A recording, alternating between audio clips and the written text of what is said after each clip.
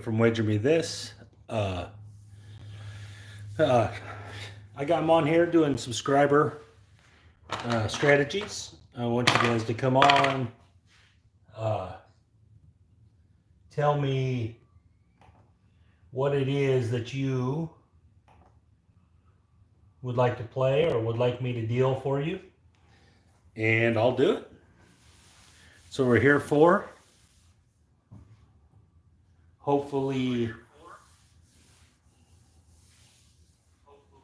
we can get some people in here and start playing.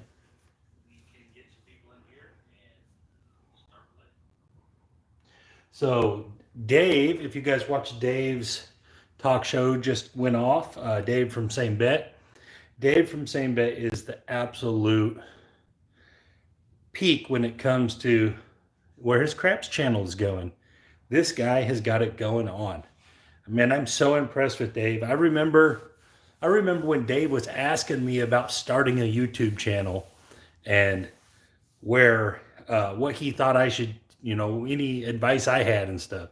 And I know he asked a bunch of other guys too, like Color Up and stuff. But Dave's outpacing all of us. Yeah, he may not have the subscribers yet, but what Dave's doing is better than all of what we're doing. So kudos to Dave. He's amazing. But again, he's just good, man. Dave is just really good at what he does. And his video work is getting so much better.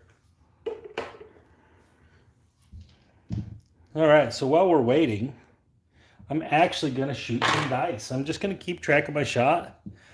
So what I'm going to do is I'm going to shoot the hard way set, 3-1-3-1. I actually like this set when I'm just trying to play light side. There's a come out 7, what would have been a come out 7. So I'm going to mark all the good rolls with a green chip, and all the bad rolls with a red chip. So it's just going to be working against the 7. Something I don't normally do. Here we go. 4-2-6, okay. Mark that as the point, just so we know, not because I really care, but just so we know. So the 3-1-3-1, it's really the only hard way set that I use at the casino.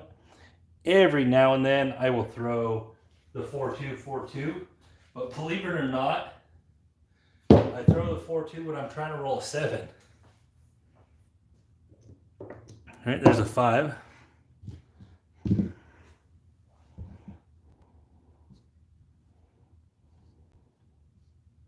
Here we go.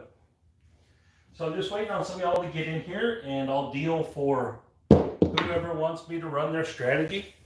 And I'll shoot the dice however you guys would like. There's an 11. I can't guarantee I will be able to roll well, but I'll definitely shoot however you instruct me to shoot, and as well as make your bets. This is mostly for Alex. Alex asked me to keep doing this. There's a 12. I am going to have some information later on in the show here about, hey, Mr. Patel, I haven't seen you in a while, buddy. Later on in the show about some stuff on the channel and some stuff that's going to be off the channel. 538.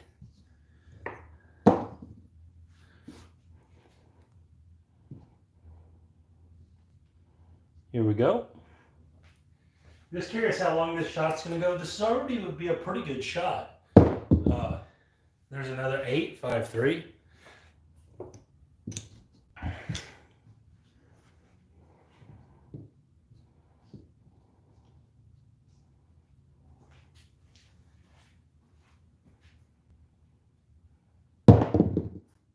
Hard 10.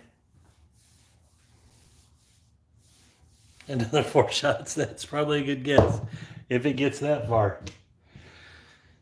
I am shooting the hard way set, which is something I don't normally do, but when I do play light side, this is the one I use. 3-1-3-1. This is what I use in the casino. if I play light side. 5-1-6, that's the point. Okay.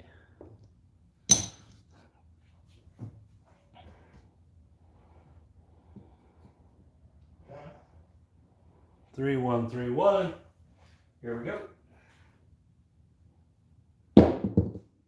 Oh, there's a come out 7. It's a good time to roll them. 5-2, come out 7. Here we go.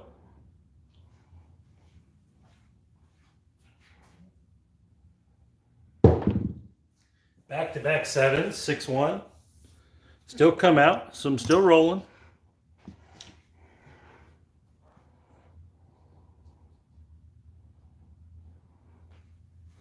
Here we go.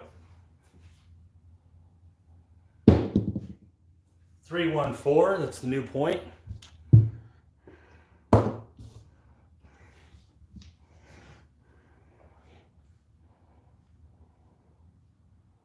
right, here we go. No, I haven't got anyone on here to tell me that they want to play yet. Point made.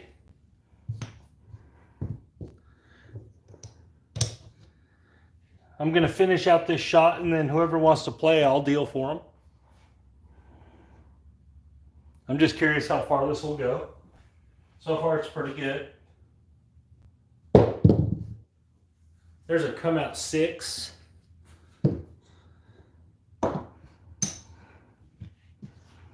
So I'm shooting the 3-1-3-1. Again, I've been saying this is what I use if I'm actually going to try to shoot the dice and control them for the light side in the casino. Not because I think I'm good at it, but I just have good luck with this one. 6-4. I don't really want to deal 2 people. I just want to deal 1 person and do their bets. Whatever it is they want me to do.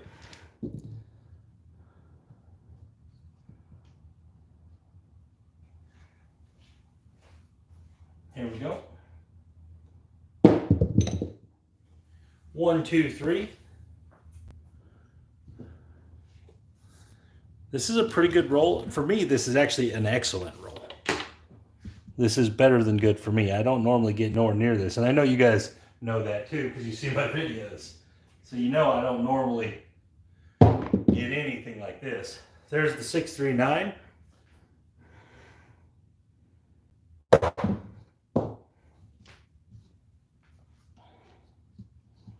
Here we go.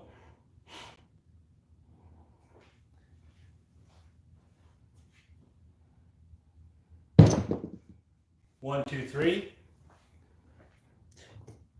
When I can make the dice die like that, I generally shoot really well. If my dice start bouncing to the right, or the left, I mean, they start going across the table like that, I lose it. But if I can make them die, I usually can do okay. There's a 6-1-7, that's it. And I kind of jump to the side like that, and that's kind of what happens. So we had 4 horn numbers, 3 come out 7s, 2 4s, a 5, 3 6s, 2 8s, a 9, and 2 10s. That's about as good as my shots get. I've had a couple, of course, that are much longer than that at the tables before, but that would be normally about my best shot of the night, I would say. If I was playing, I normally don't get, I might have one of them in a session or 2 every 2 sessions maybe. It's not often. That's why I don't really play against the 7. Usually I just don't, because I just don't shoot good enough. So that's usually where I'm at there. All right, so anybody want to play, or I'll deal for you and you can tell me what you want.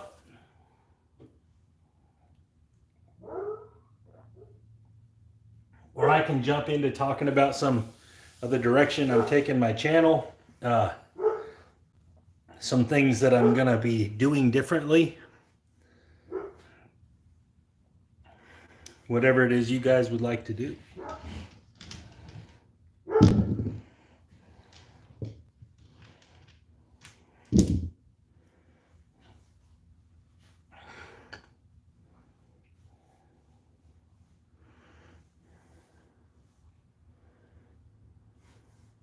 Don't everybody comment at once.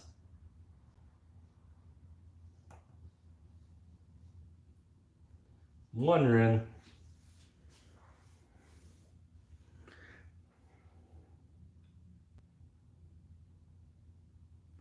Well, I mean, I can, or I can just repeat it. Okay, so the first thing first, this is the big thing. I've been waiting on this. Okay, $600 bankroll. I'll keep talking, and you just tell me what you want to do, Skill.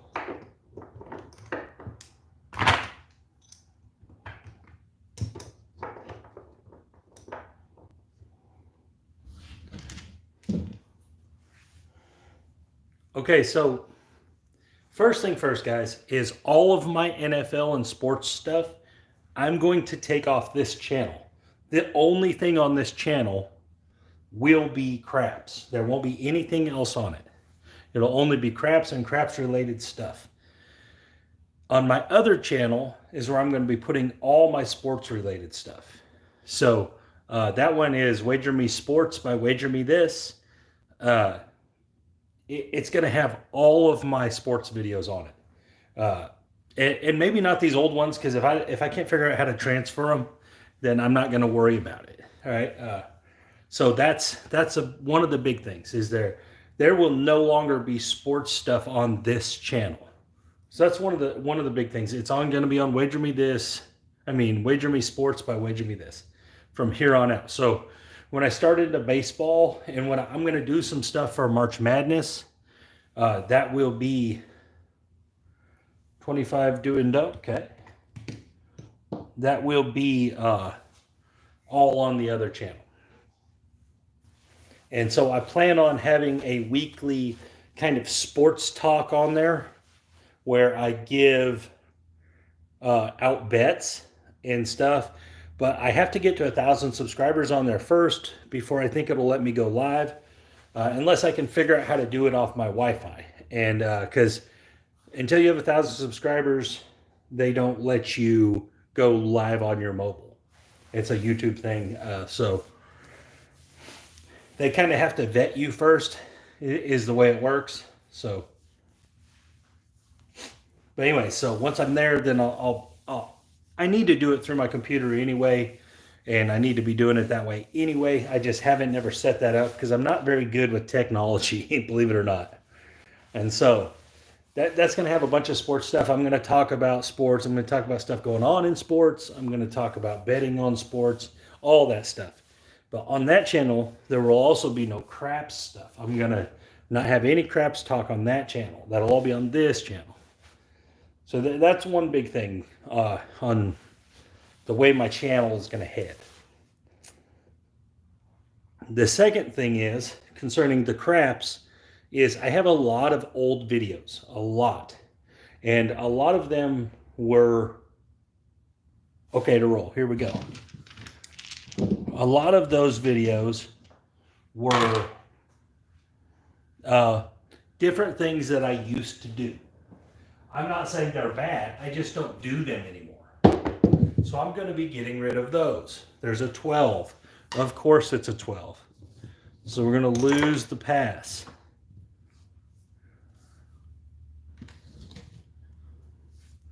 And so a lot of those I'm going to do away with.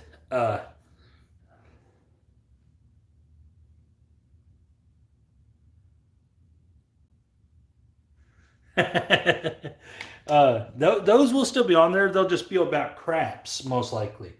And if they're about sports, they'll be through the other channel once I can go live. So again, I just am trying to separate these.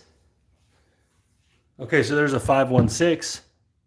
Because I know the craps people don't necessarily care about sports, and some of the sports people don't necessarily care about craps. So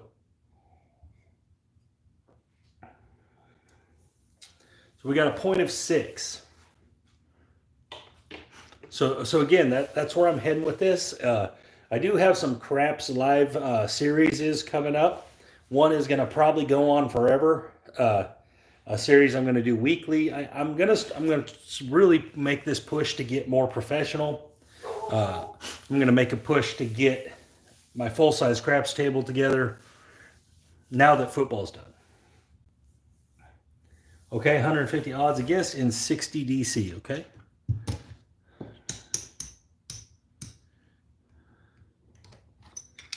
Here we go.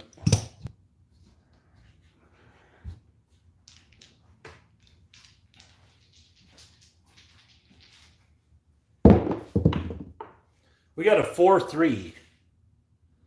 4-3-7. That's going to just pay that.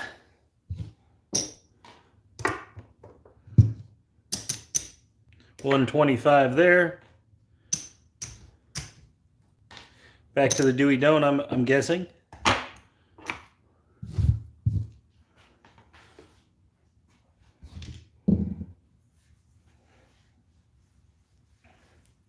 But so that's where that's the direction I'm going. So one of the things I'm going to do is, like I said, I'm going to have weekly lives that are going to have reminders and everything more professional. And so that's one of the things I'm going to do. I still probably won't have intros and outros and all that, but I'm definitely going to have a more structured content. A 3-2-5. And also, I'm going to, like I said, I'm going to get rid of some of these older videos and really cut down, because I really want to focus on the things that I'm about in craps. And that's my toolbox stuff, and that's the 6, 7, 8, and the anything but 10. Those are the things that I'm really about. And so some of these other videos, when I was really figuring out who I was, they really don't pertain to me and my channel anymore. So I'm going to kind of get away with them, do away with those. 150 and 60, and I'm going to expand more on the toolbox videos. I'm going to expand more on 6, 7, 8, anything but 10. I'm going to do more based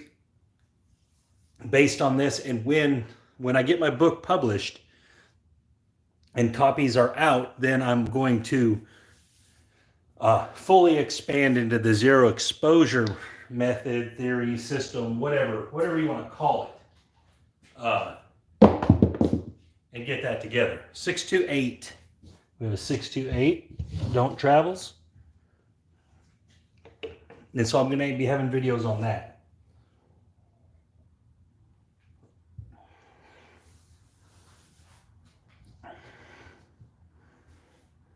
Same 150 odds against the DC. Okay.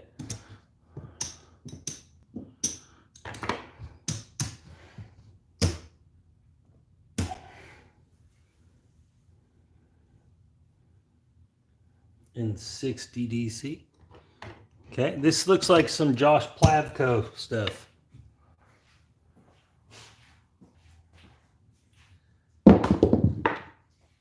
Did it get there? 415. That's going to be a loser. It's going to pay there.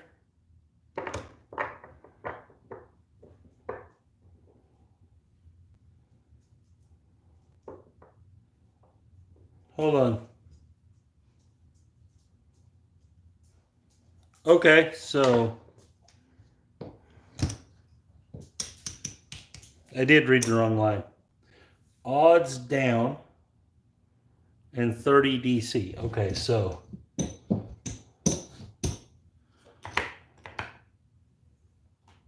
hello, Taro.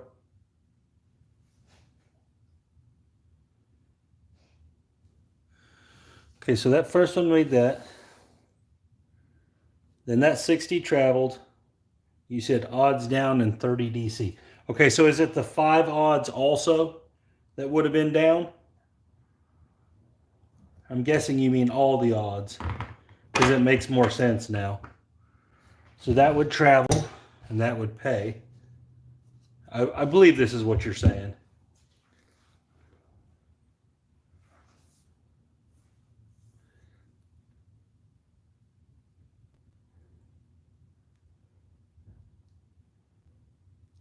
Okay, that's what I thought. So you're doing a Dewey Don't again, correct? On this come out?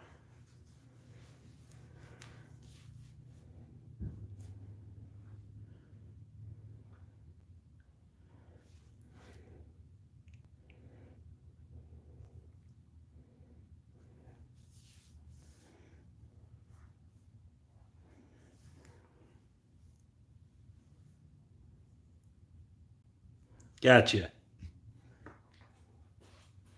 Gotcha. Here we go.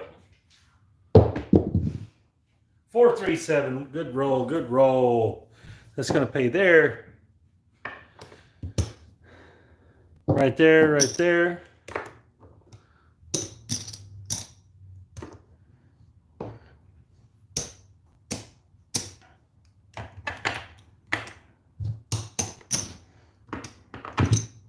Hello, Magic.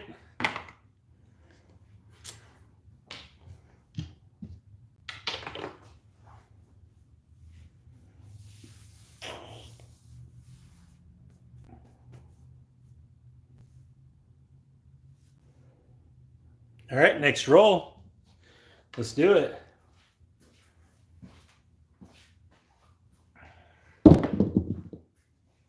One, two, three.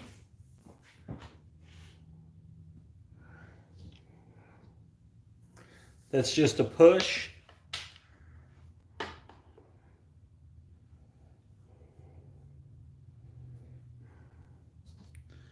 Go again.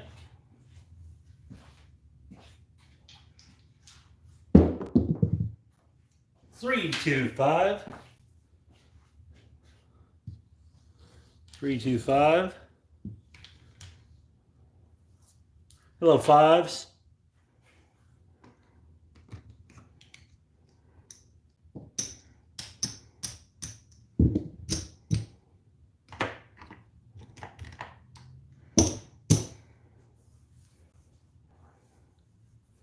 Okay, I think I got an idea of what you're doing here.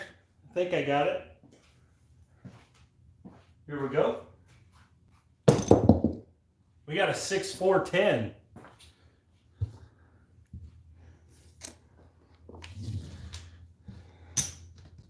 That's going to travel.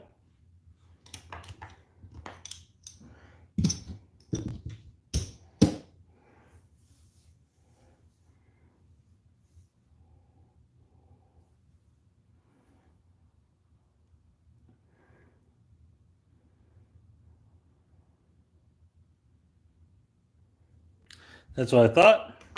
All right, here we go.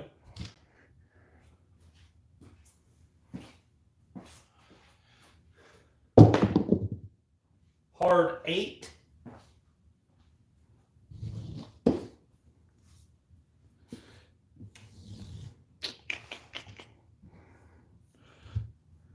I believe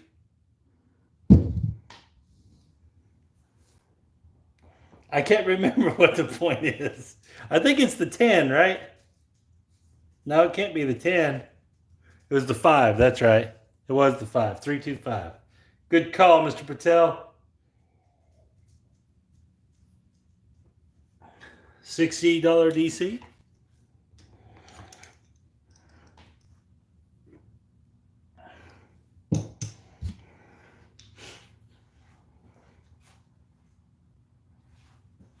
Here we go. We got an 8. Okay, so this is going to fall. It's going to travel.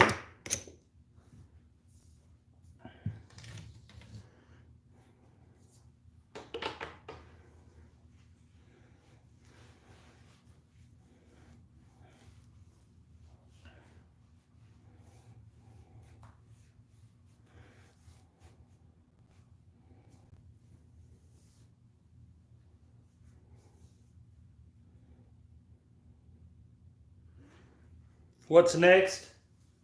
Hold on, guys. Let me get this heater out.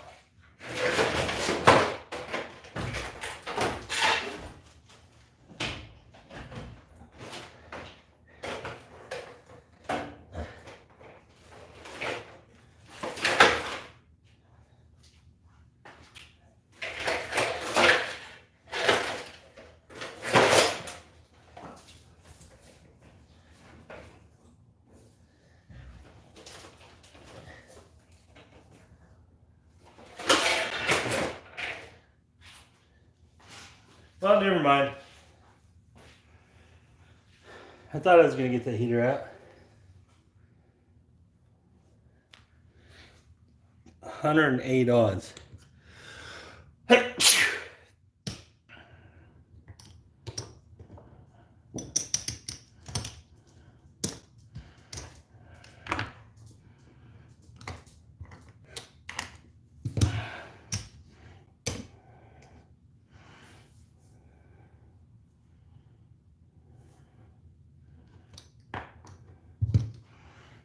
Here we go.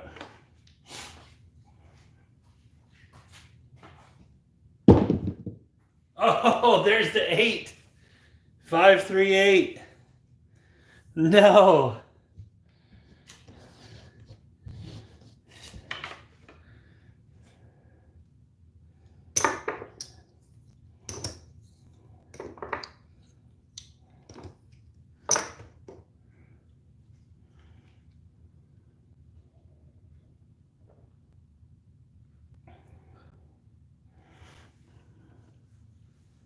So just for some context on my book, I have almost 8,000 words written.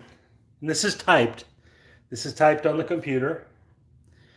So I'm that far along. I still have like 5 sections to go. So I'm not so sure that I'm not going to have to break it up into maybe 2.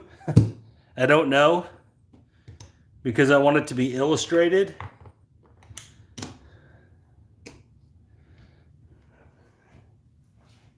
Here we go. Oh my, 628.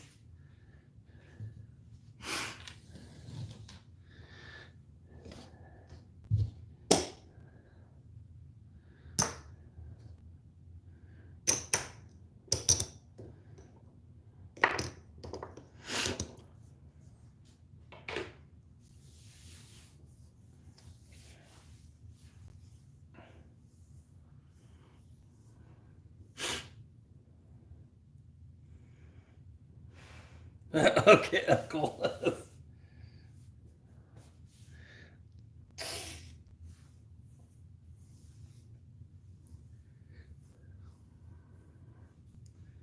$60 DC. So, and this is just my personal opinion, but I just want to talk about something here because you're doing it, Skill. I actually don't like what you're doing. Like, I don't like the idea of keep putting don'ts out there. The reason I don't like it is because you're taking the probability advantage you gained away. So now you have 3 ways to lose here, 5 ways to lose here. And if this moves, you're going to have some more ways to lose. That's just my opinion. But that's one of the things. I don't like having more than one don't bet. I just don't, because I think it takes away the advantage you're trying to get by making it through the come out. Oh, there's another 8. 628. That is brutal.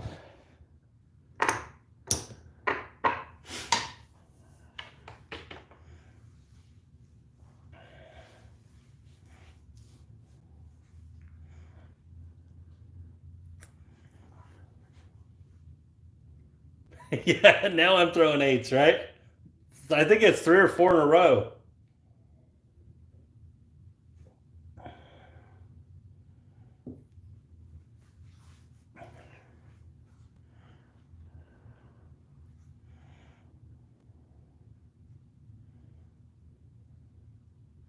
All right, Skill, I got to see it, man. I got to see it. Come on back, man. Let's see you come back.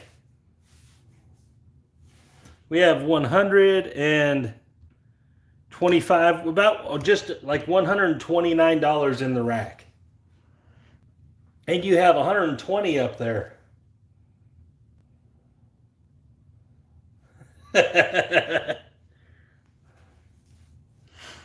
So you have 120 up there.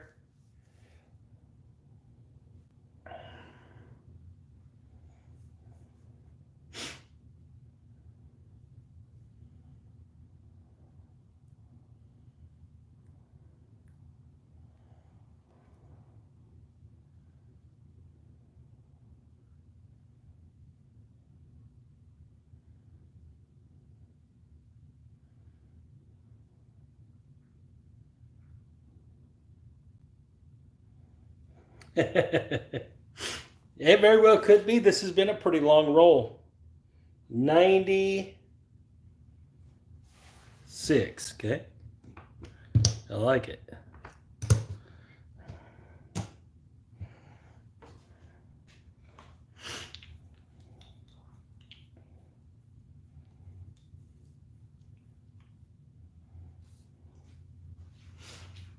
All right, here we go.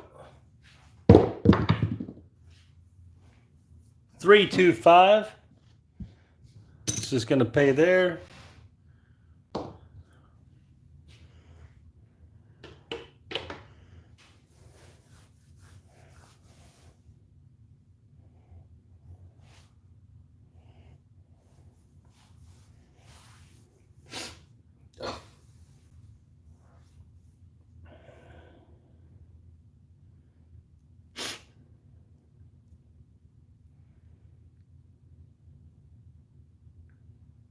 Hello, Patty. What's up, buddy?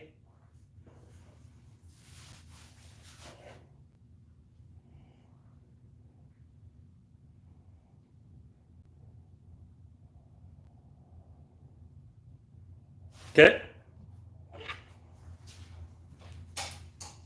I'm guessing, Skill, you're working, right? Are you working or not working? Are you working and not working on the 6? Because I can make an argument for both ways. I can make the argument you want to try to win the 7 here. And I also can make the argument that you want to work that because it's still a winner on the 7. So it's really, I can make the argument both ways there. So what is it you want to do? Are we working this 6 or not?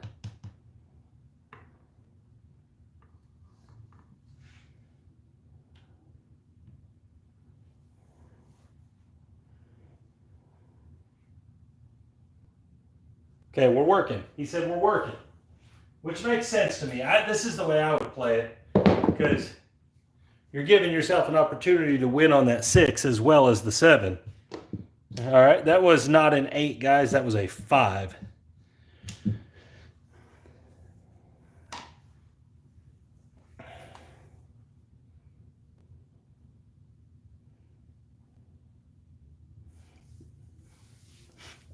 Bogies, it plays in Biloxi all the time, Roger.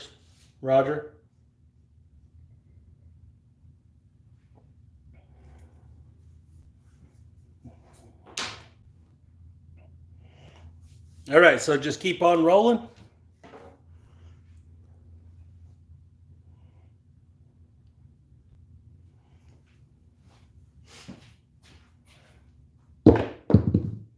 Seven.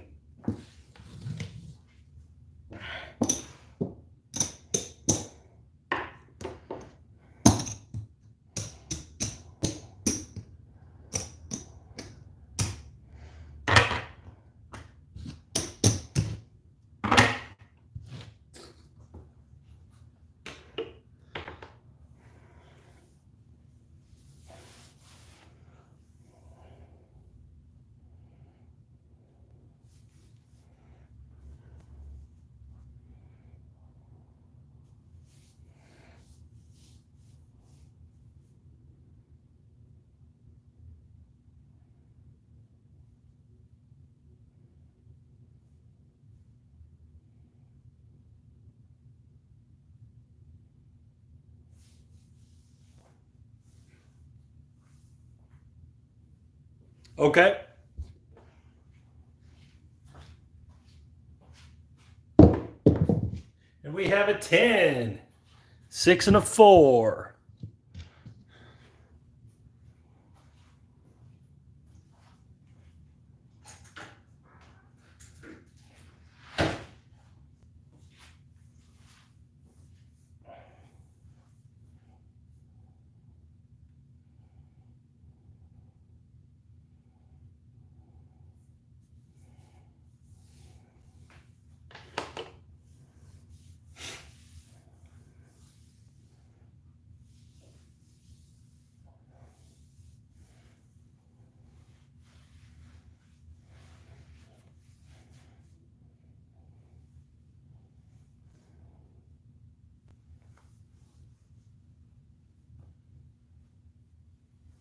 $3 tables.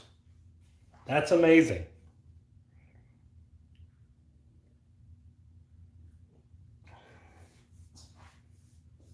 Okay, we're just going to leave that don't.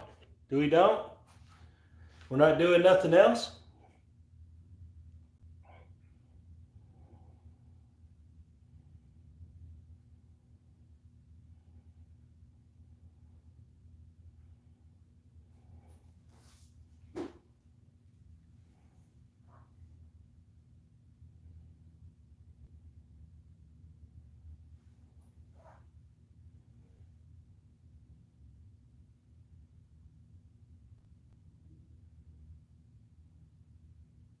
All right, here we go. Oh, 10. There's the point.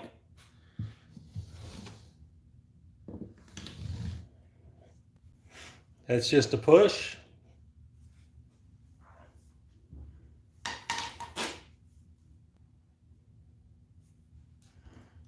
$110 inside.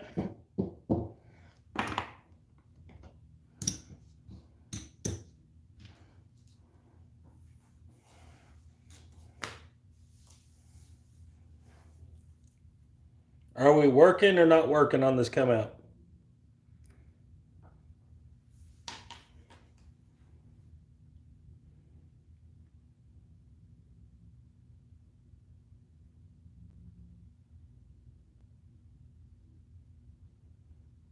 The point had went to 10.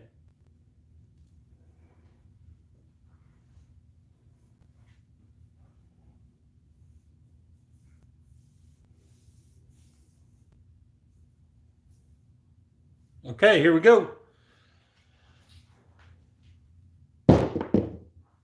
5. That's the point.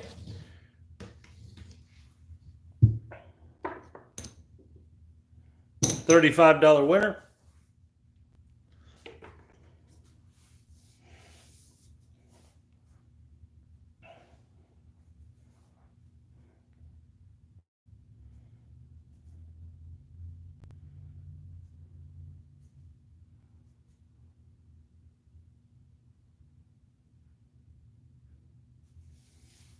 You're all right. You got $35 winner. What are we doing with it?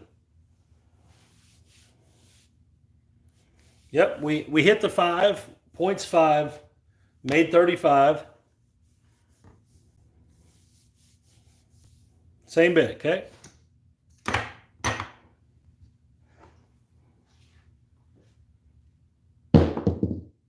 5 right back. Hit it again. This is a push. 35.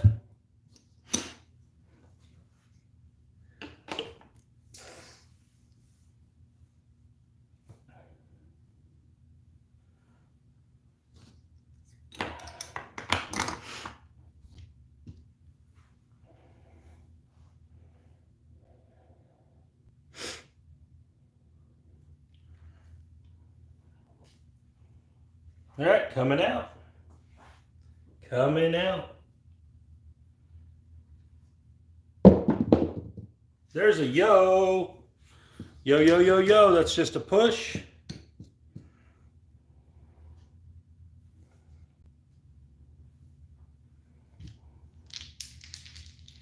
Here we go.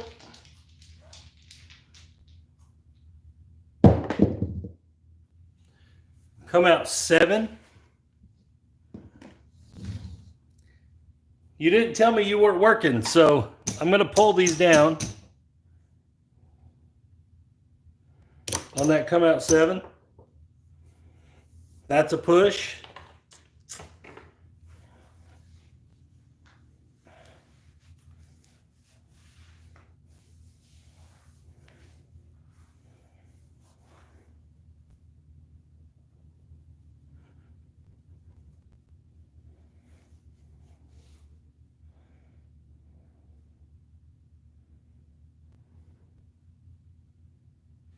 Okay.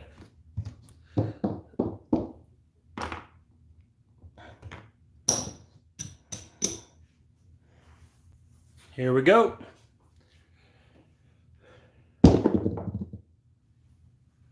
527. Oh, this is like my video earlier.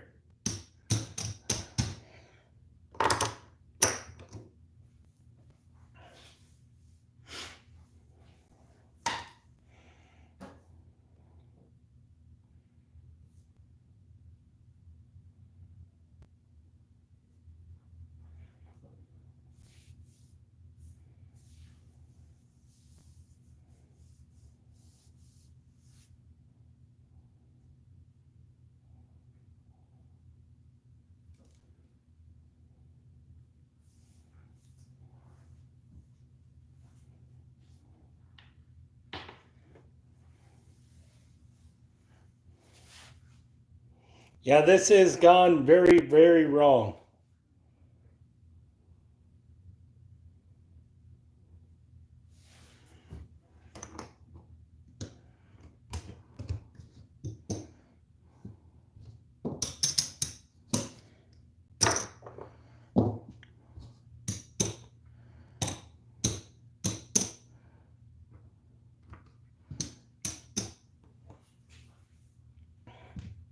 Here we go.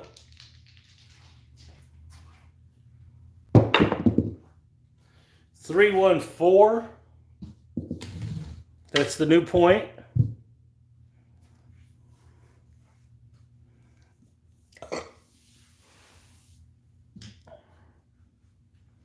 Here we go. 314 point made.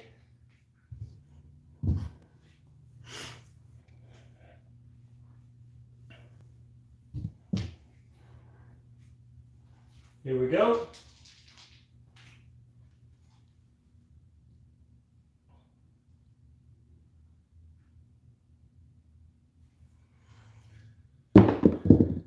And a 7. No. 6-1. 6-1, and we're done.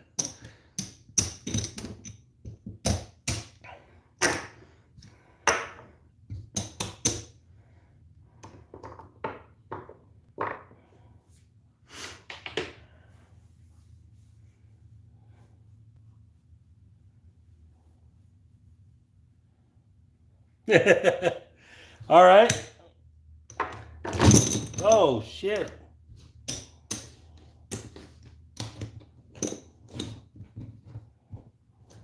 Yeah, that went rough. Those 8s really, really destroyed it.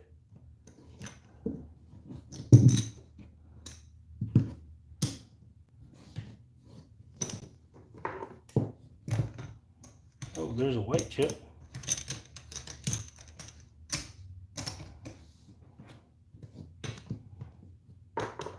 There's Larry, Mr. Tampa Bay himself.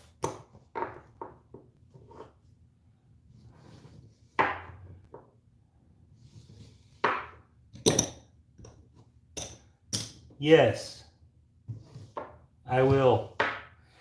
What kind of bankroll do you want, Fives?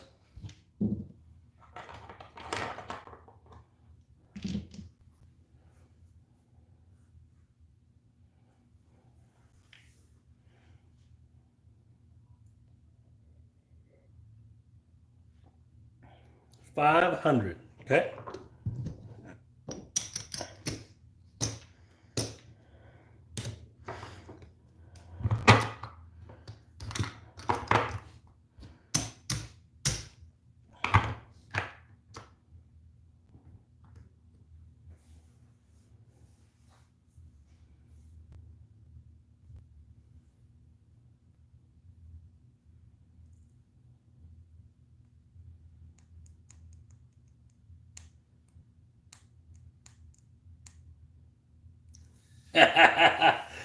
You are a TV fan. You're just a Tom Brady fan. All year long. All year long, guys. Mr. Larry sends me text messages about the 2 old guys doing well. He's talking about Breeze and Brady. All year long. Don't let it fool you.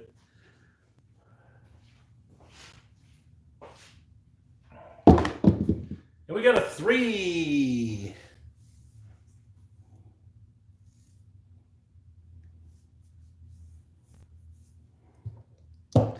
$10 winner.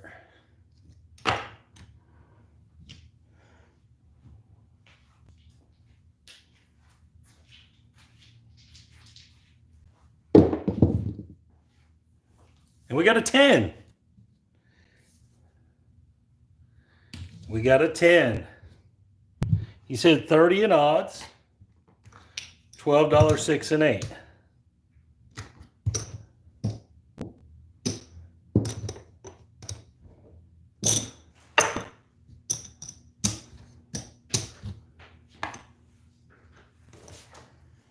What's up? How are you? My wife is out here with us. You want to shoot him? All right, she's shooting. Thank you, Mr. Skill of Luck. All right, here we go. 7. There she goes, right out the gate.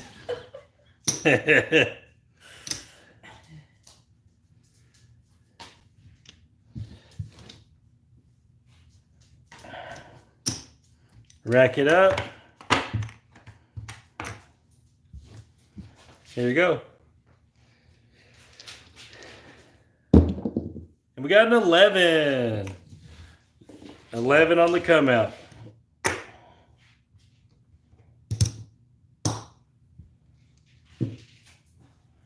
Here we go. That's right, she is the smart one. 426. Larry's saying you're the smart one because you had the same college as him. Yeah. What do I do now? What do I do now, Fives?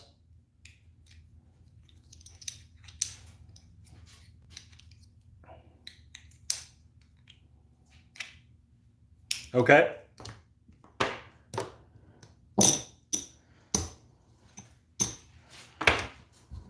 All right, here we go.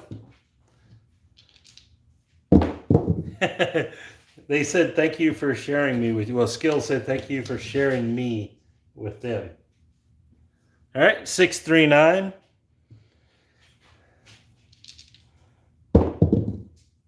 314.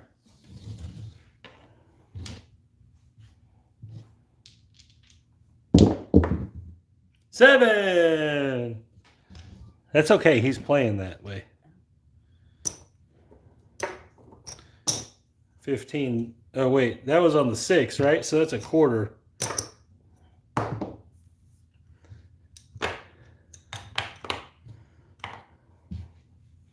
Here we go. 10, 10, 10, 10. That's good. Hold on.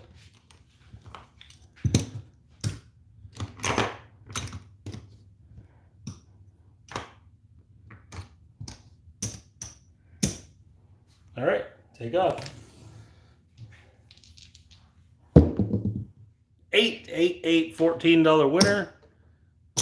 All right, we have our first place bet winner. What do you want to do, Mr. Fives? What would you like to do, sir?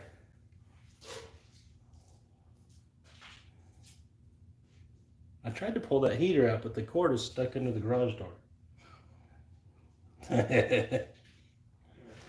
Come down, okay?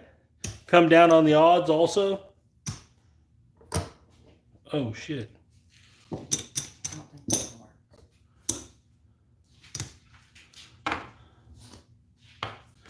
Are you... All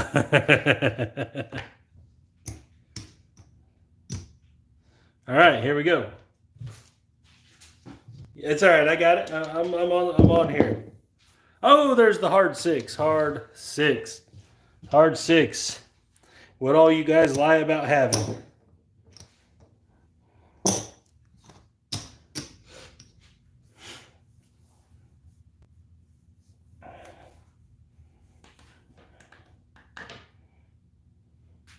$14 winner.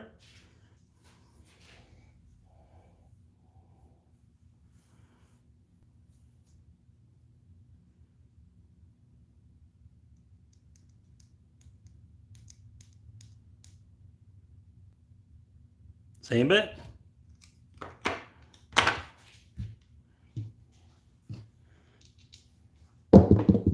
Okay, there's the 8. We're gonna drop $1 for 15. Rack it up.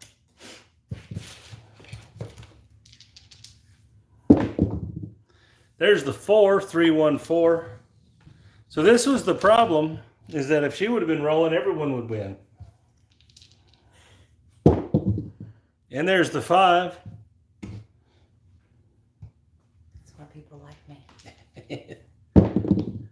There's the 8 right there. Drop $1 for 15.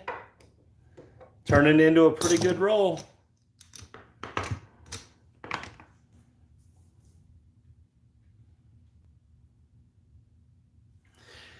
Larry says you need to join his wife and come play Baccarat together whenever she can come home.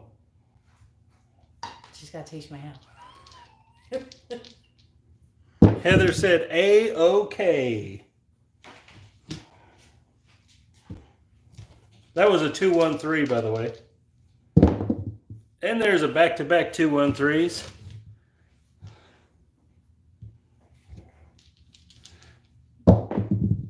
And a 7. Good roll, good roll.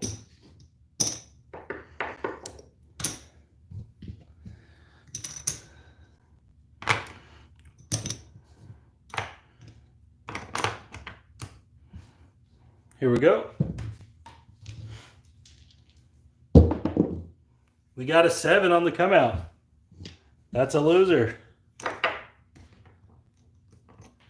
Here we go. Oh, come here.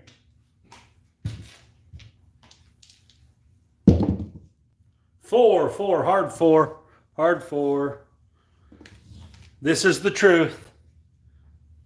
Hold on.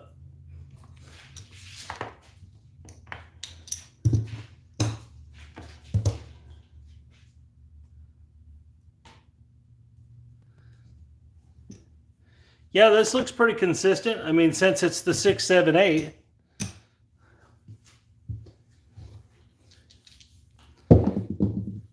And there's the 8 right there, $14 winner.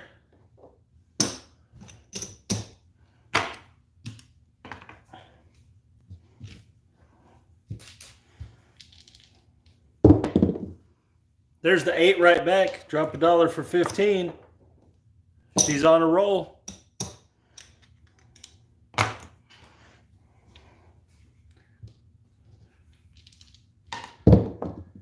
Oh, and there's the 7.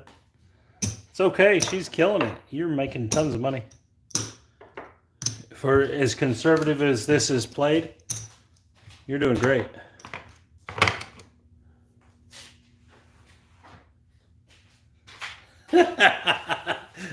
You ain't wrong. You definitely ain't wrong. He said, Larry said, thank God I finally found someone besides Justice that can roll the dice consistently.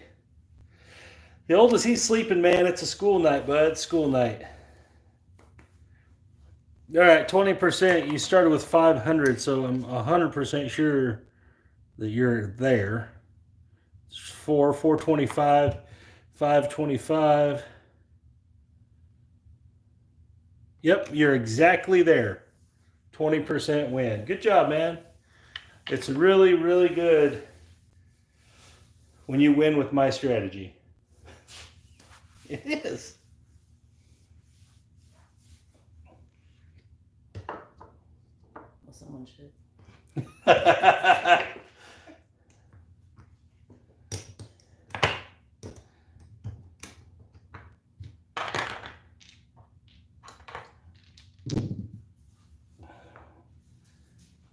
Oh yeah, that's true. I don't play it that small either because I don't have any $10 tables around me.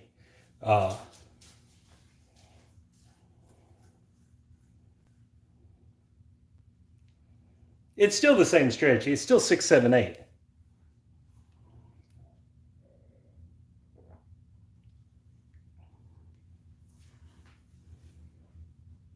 It is scalable, absolutely. That's what makes it.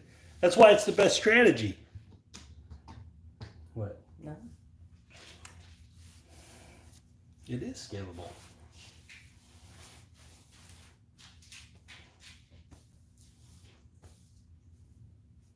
I'm trying to see who wants to play next.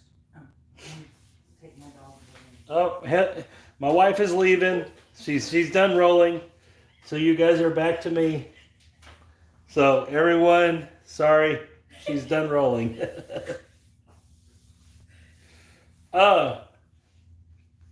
Yeah. But playing it bigger, you're winning more. So, I mean, it's applicable. It's actually correlates, really. You play it bigger. If you were only going for 20%, you're only trying to win $200 on 1,000. Playing it bigger, you're still going to be roughly about the same.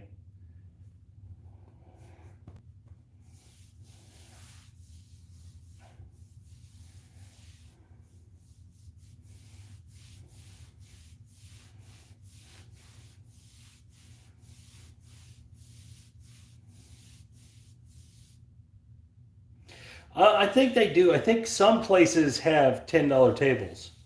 Uh, I think so, but I haven't been over there in a while. Uh, so like the places really, really close to me, they don't. I mean, it's not a big deal. It's $15 table. It's not like it's a huge difference. I know that's the rhetoric behind it that it's a big difference. I mean, I guess it is 33% more, but it doesn't really play all that different. I don't think. If you're betting more than that anyway, it doesn't matter. It really only matters if you're wanting to bet very small amounts. You know, if you're making $25 bets, it doesn't matter. So,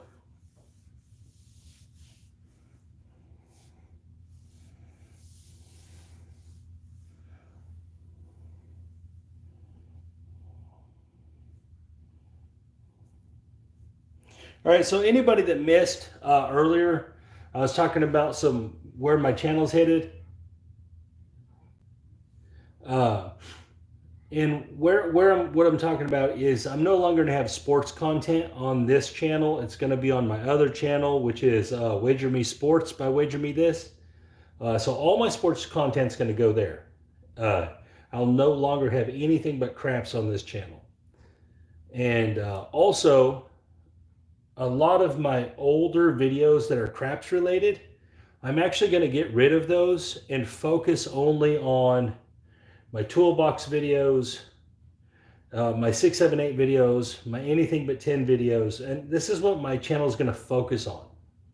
And now I'm going to start some like weekly stuff where I do like weekly things, different, you know, like on the craps. I got some plans in store, but like where I have like weekly bankroll building things and different things like I was doing before football season. And obviously I quit during football season. So I'm going to start doing those things again.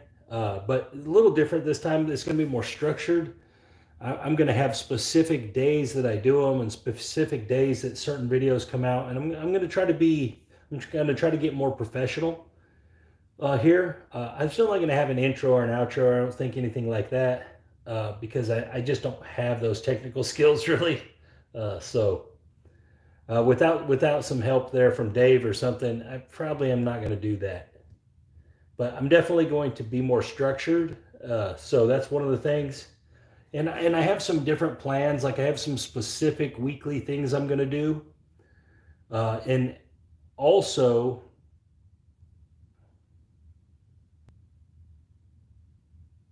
the Dewey Don't with DC odds. Sure, I can do it right now if you want. How much money do you want, Sam Hall? Give me a bankroll. We'll do it right now.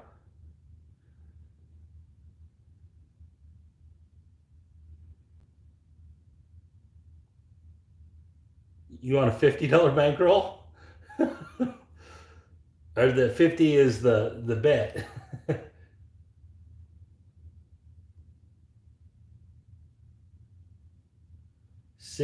Okay. $6,600 bankroll. Okay. Okay, so $50. You're all right. $50, Dewey Don't.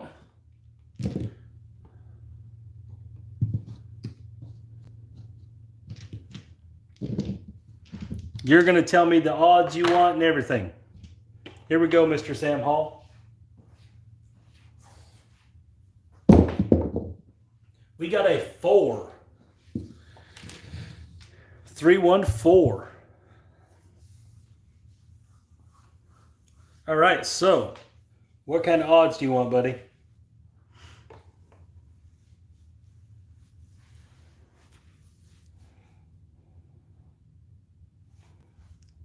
$30 in odds.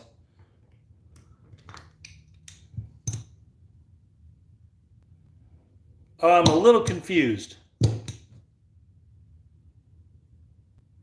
Oh, 30 don't come. Okay, gotcha. I was going to say,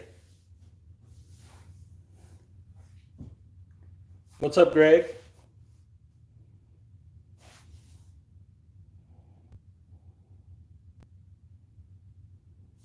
So we're just going to keep doing this.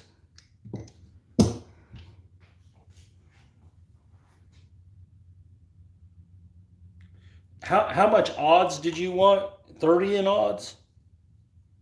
Yeah, that Super Bowl was not the best for me. It was good for other people, though, that I know. So congratulations, Mr. Larry Holloway.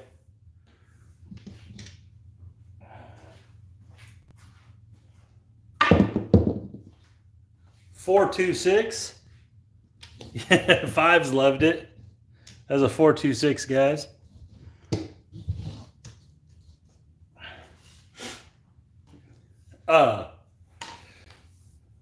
I actually made money. I made $34 total overall.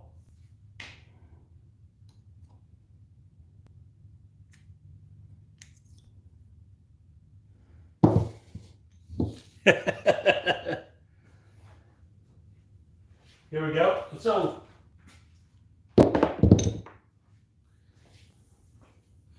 $5.27. Okay. So I'm slightly confused on what you're doing here, Sam. Because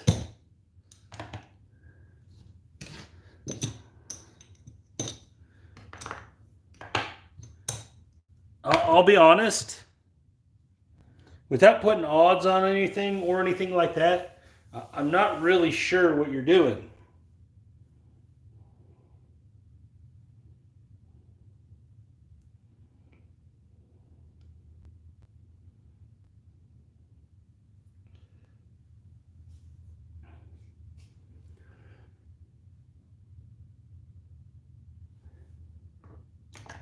I mean, okay? Let me ask you a question.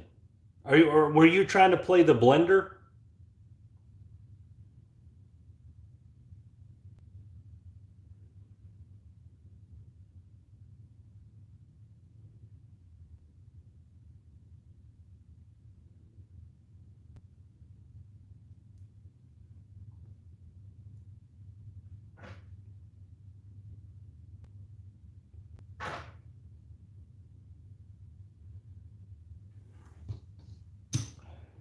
Okay.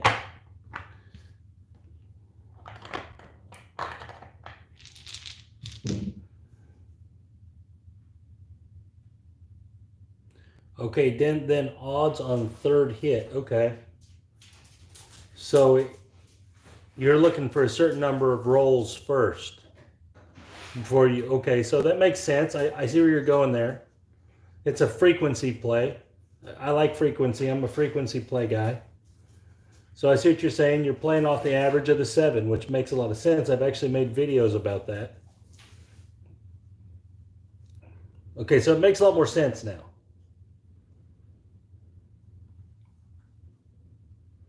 I'm pretty sure, like the way you played that, if you did that a few times, a lot of casino boxmen would tell you you couldn't do that no more.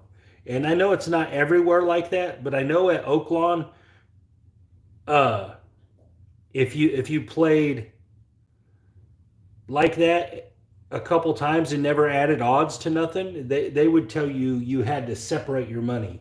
They would say you couldn't play the do we don't no more.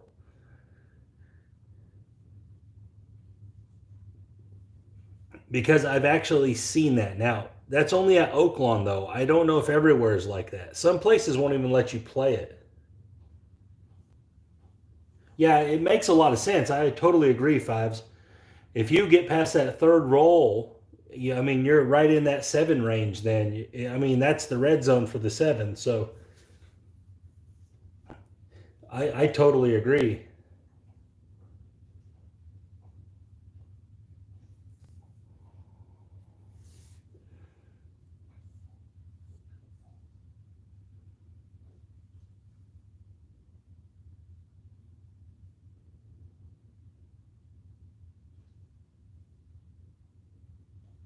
No, they do.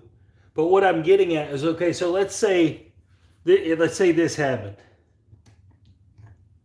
Let's say you did that, right? You played the do we don't 3 times. or 2 times or whatever, and then you rolled a 7.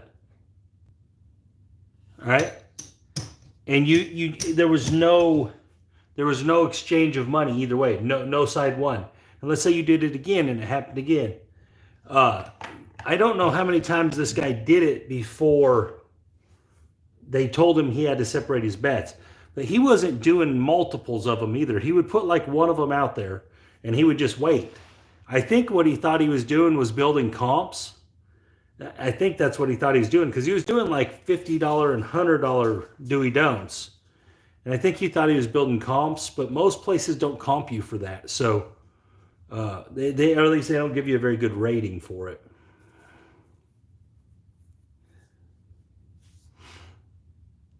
It's hard to get comps from the craps table anyway, just in general. The dealers they'll think it's odd, because until you put odds on something, in a way you're really not playing craps. I mean, really they should never care, because you can only lose. You can't win. So at that point, you can only lose on the 12. So they really shouldn't care, but for whatever reason, I saw it that one time where they did. But like I said, he wasn't putting multiple bets out. He was just doing the one, and then he would wait it out, and then do it again, and he'd wait it out. And I never saw him add odds to nothing. And they finally told him that he couldn't do it no more. And I think he was trying to build comps, is what I really think he was trying to do.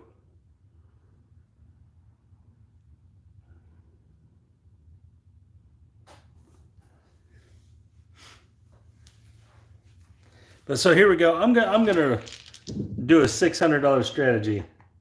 Yeah, it is different. It's quite a bit different, actually, because you still were running action every time. Yeah, absolutely it is. Fives has definitely sent me strategies like that, though, too, Skill. He's definitely sent those types of strategies to me many times. Okay, $600 bankroll, 66 inside, $200 no 10. Okay. Right, and yeah, that's what he was doing. He was holding down a spot. Right, so that's why they gone on him. You're right about that. Okay, so $200 no 10 and 66 inside. Okay.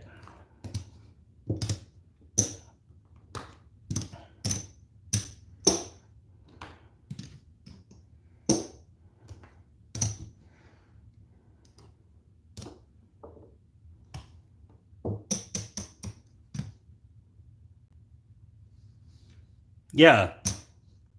Yeah, unless it's the bonus bets, there really ain't nothing new. That's correct. Okay, I got you.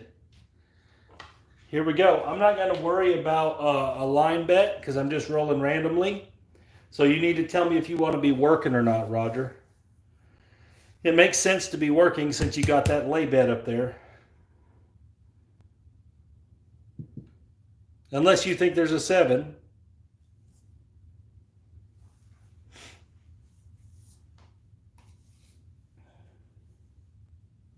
Okay, here we go. We're working.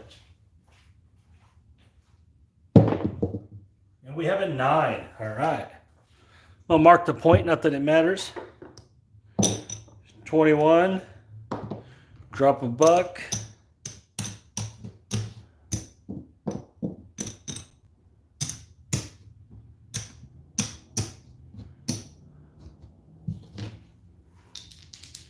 Here we go. 8. All right. It's going to be a $28 winner.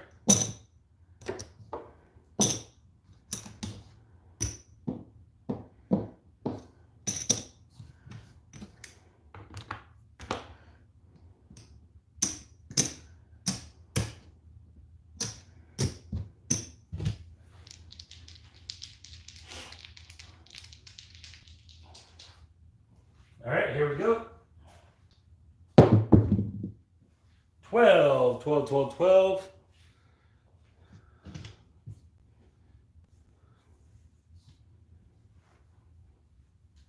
Here we go. 9. There's a point made. Point made 9. 25 is going to pay 35.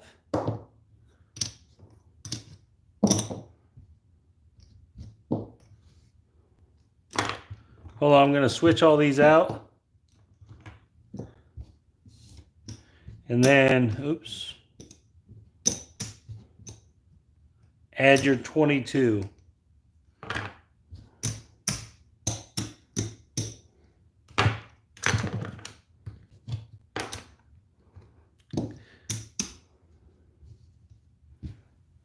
Here we go. And we got the 10. 10, 10. 200 down.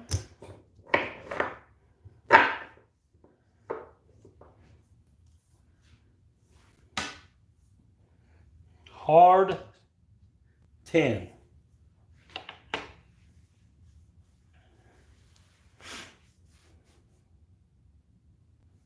What now? Back up?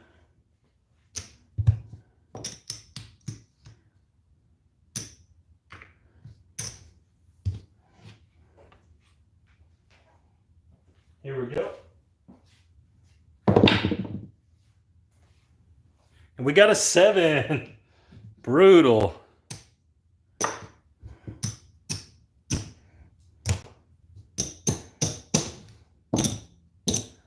Drop $1 or 5 for Vig.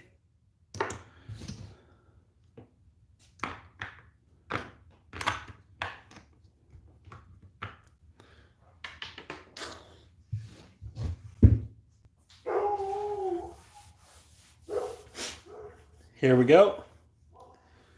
Same thing.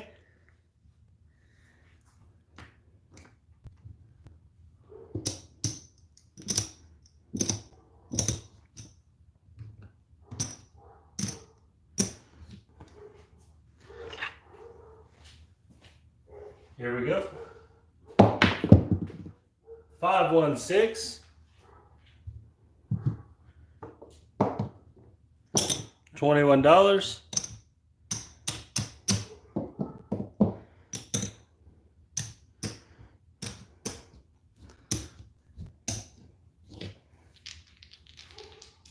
Here we go.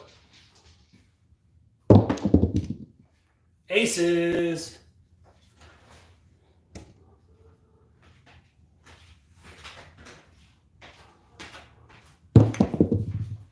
$10. No. 6 for 10.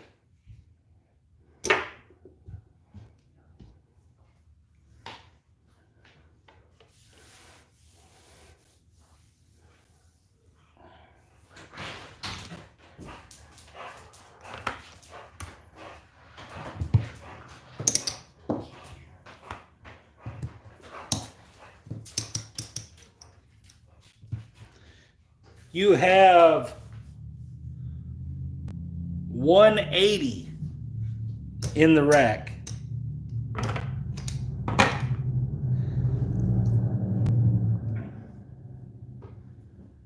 Here we go.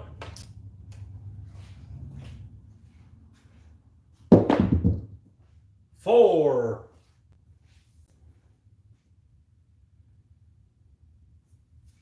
Okay, 180 on the 10.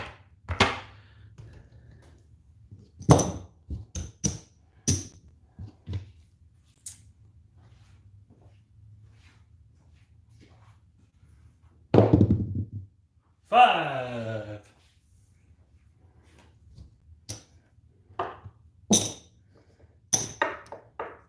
$28.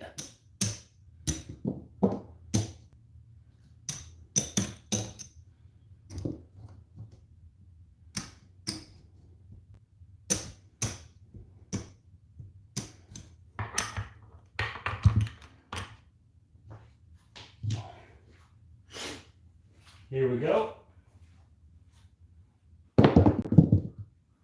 Yo.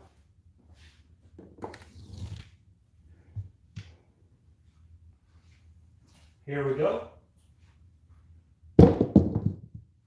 5, 5, 5, 5.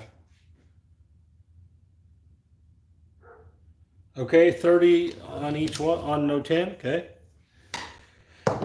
$35.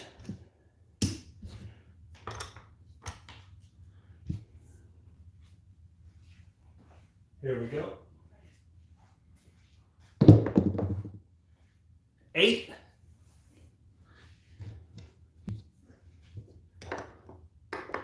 $35 winner.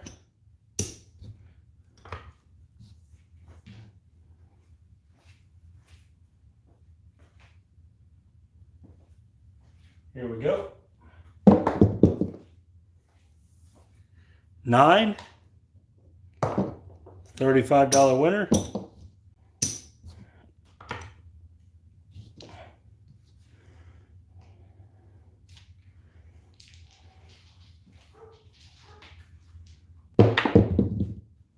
$8.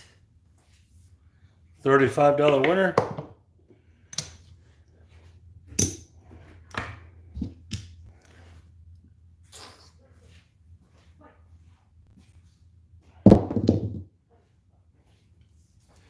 $415. $35 winner.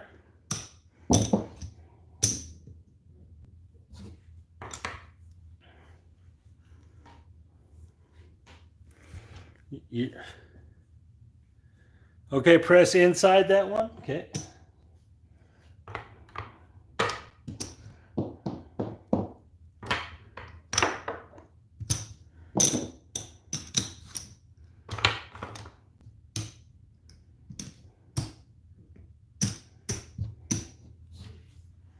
Here we go.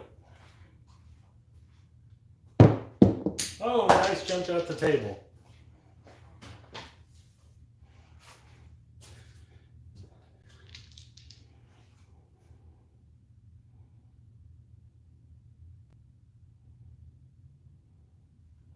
I don't know how much is out there.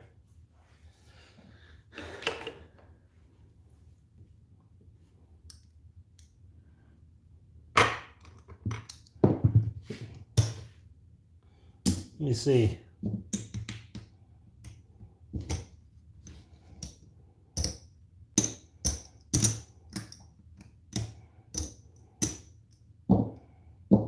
$200, $300,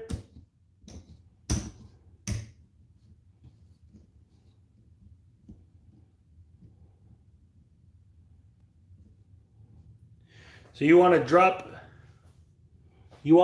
down to a $40 no 10?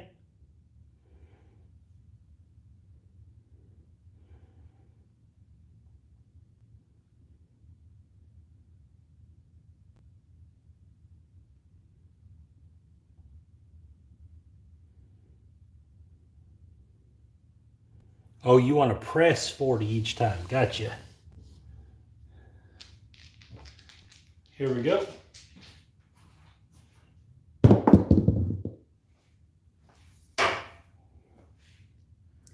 $314.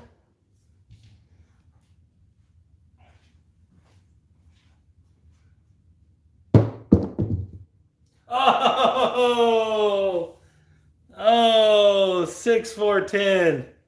No.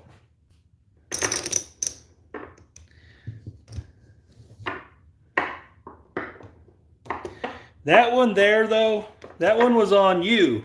You went to the well too many times.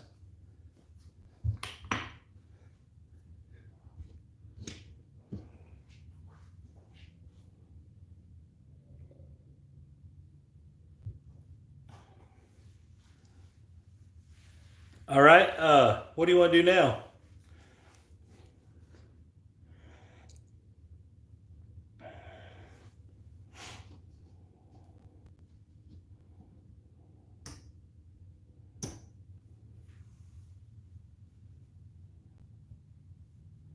Okay.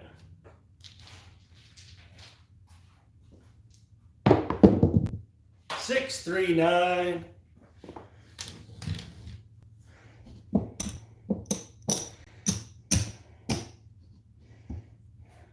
$30.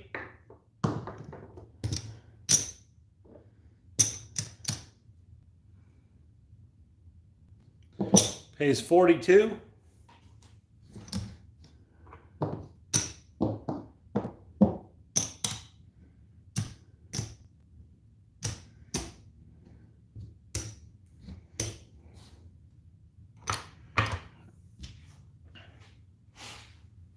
Here we go.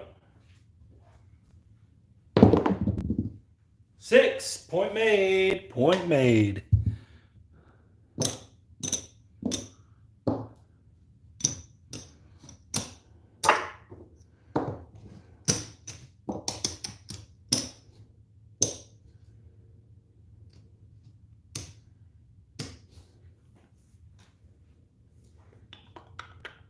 I got something wrong. I did something wrong. I'm pretty sure I'm supposed to have 3 ones there. Oh, no, I'm not. Never mind. Okay, so 30 and 12. Okay, so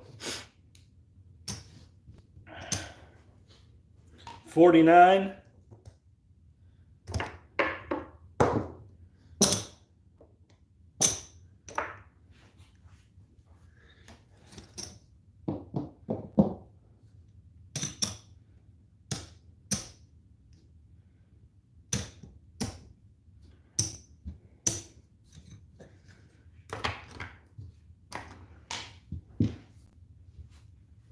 Here we go. 7. 7 out. Oh, never mind. That's a come out 7. Oh, you're not working? All right, I'll count it. I'll count it. I'll count it. Not working. Good call. All right, here we go.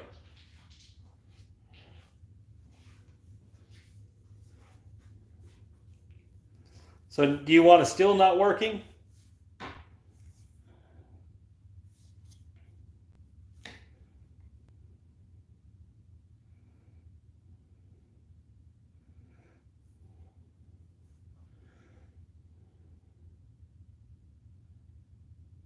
Okay, here we go.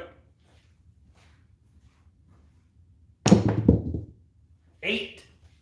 New point is 8.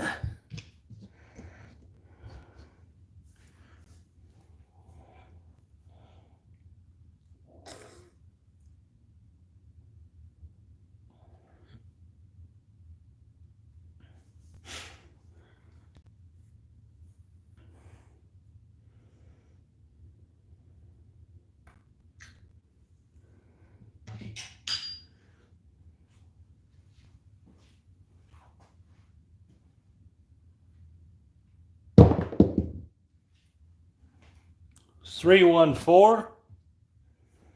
3, 1, 4. Keep on keeping on. 12, 12, 12, 12. 2 6s.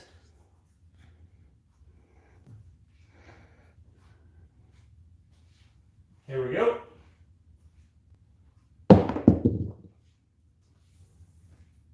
5, 2, 7. No. No.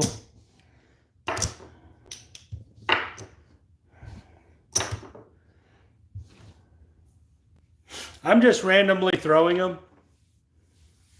I'm not setting them or nothing. I'm just grabbing them and throwing them.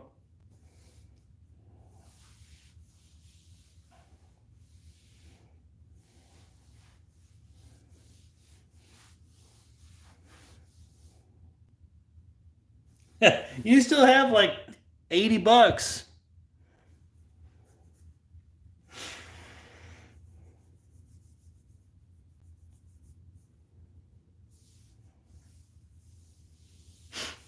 You guys hold on, I'll be right back.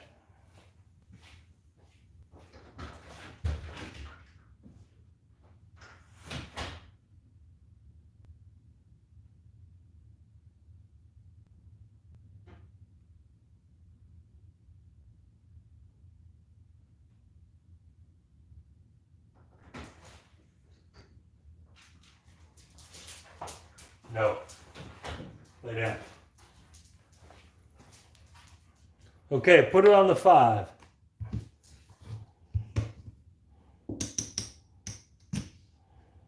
Okay, so you got $85.05.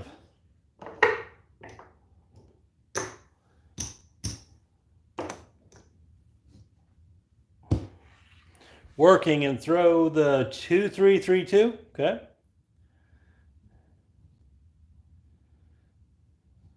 Awesome. Hello, Wayne. Haven't seen you in a while. Here we go.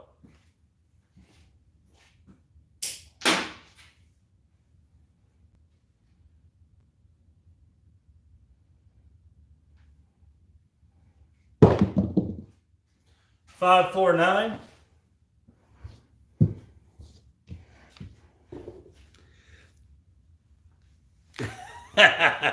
She went to bed.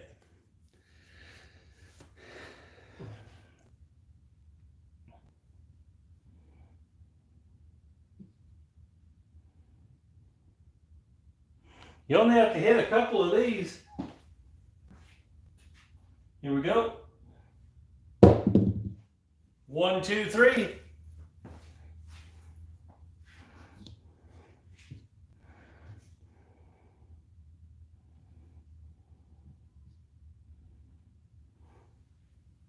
Here we go.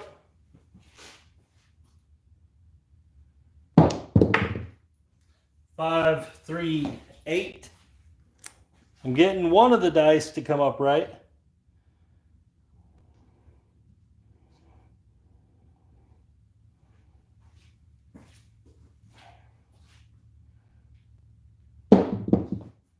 Three, 1, 4.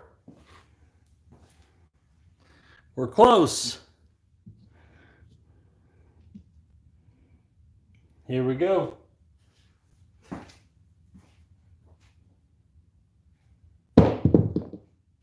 Hard 8.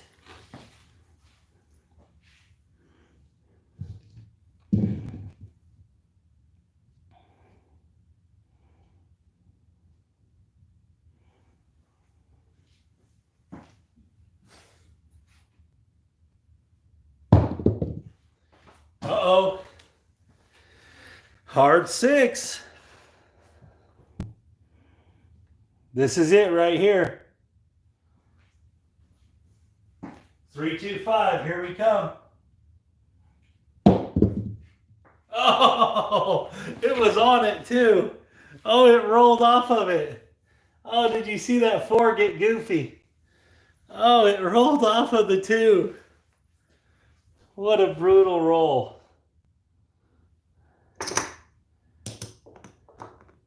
You have $1 left.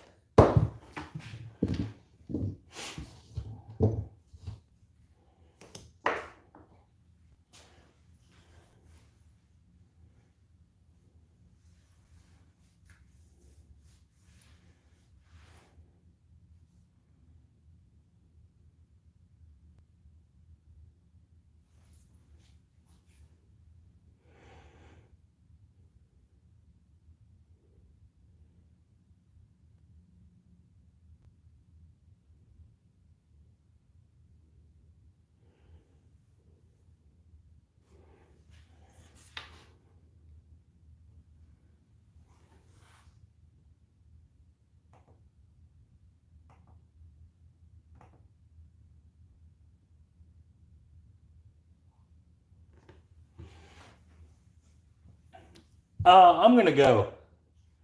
I'm going to go. Okay. So what I'm going to do is unique to Jacob.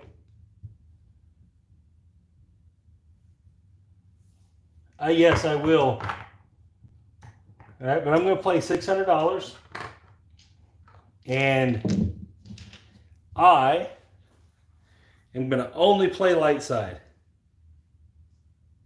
Yes, the live tables have been open where I'm at forever. The only time they closed was when the government shut everything down last spring. There might be a cum bet involved, yes.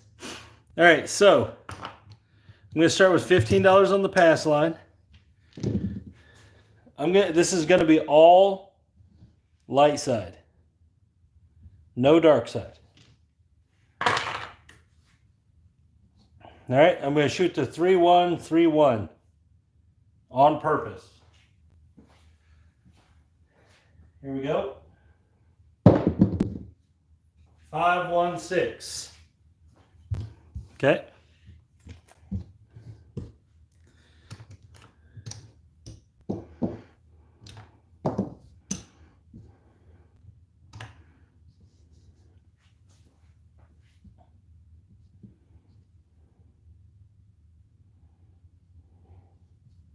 Yeah, Dave was fun, man. Dave's the best, man. All right, here we go.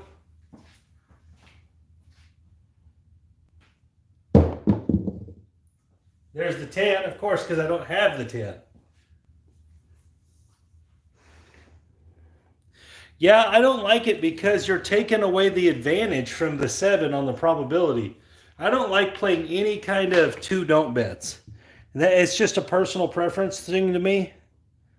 I just don't like it.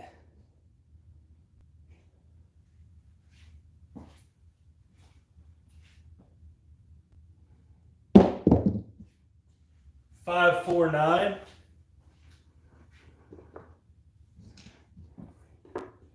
$35 winner.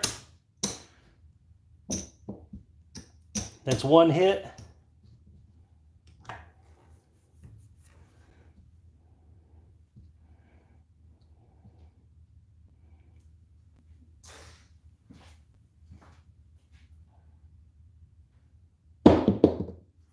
Oh, 5-2-7.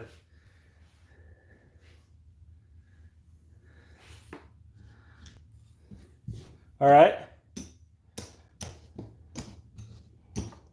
Not deterred. Next round. 3-1, 3-1. Here we go.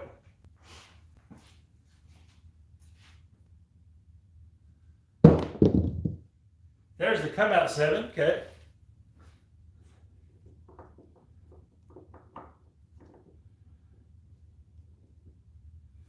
Awesome. I'm going to take this and put it directly in the field on my come out winner.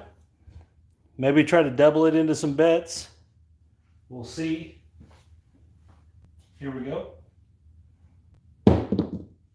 There's the 8, hard 8. I'm going to lose that.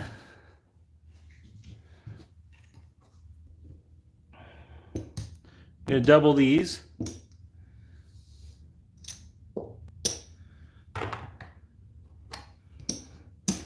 Here we go.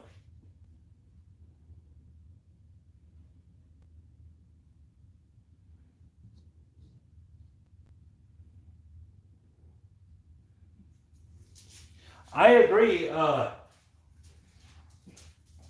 I know a lot of people don't agree with me on that. A lot of people don't. All right, there's a easy 8. And then 60 in the back.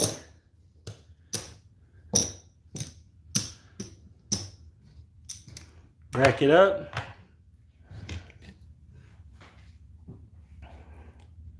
Three, 1, 3, 1. I'm going to be off on this come out. Off, off, off. Here we go. There's a 5. We have one hit. Remember, we got one hit.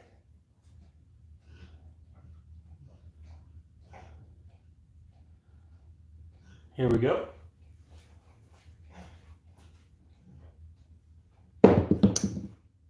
There's a 6, 5-1-6. $70 winner.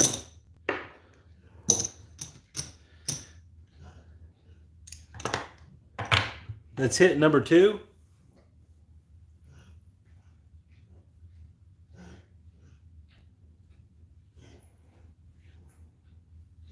Yep. Some guys have made a ton of money playing it, and some guys have been beat up playing it. So I don't know. believe it or not. Oh, and there's the 7. It's been my best strategy at the casino from a consistency standpoint. And it's not even close, actually. All right. We needed one more hit. I haven't been able to get to 3 hits yet. So I'm trying to get to 3 hits. It's the dice set.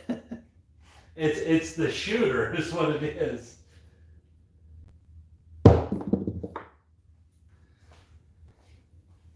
Six, 6, 12. Okay.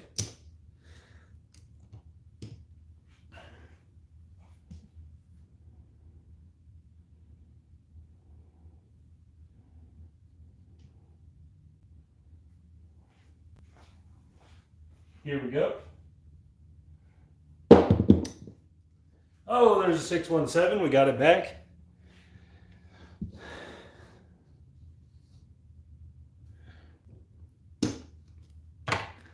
Well, you know, the 678 is the anything but 10 is the 678. It's just a modified version of it.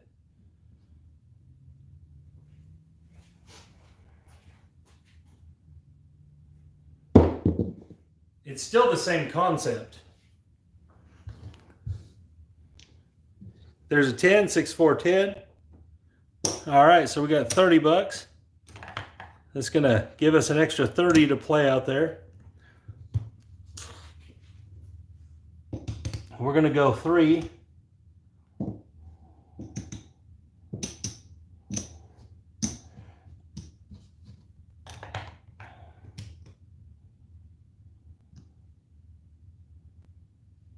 Yeah, absolutely. If that game came out tomorrow and I had the same information, I would still bet the same way. So that just has to do with one game variance. You know, one game variance is tricky. I had a future bet that paid $700 on the Chiefs, so I had a lot of room to work with. Here we go. And there's the 4. Obviously with the 3-1, 3-1, I will get some 3-1s if I shoot them correctly.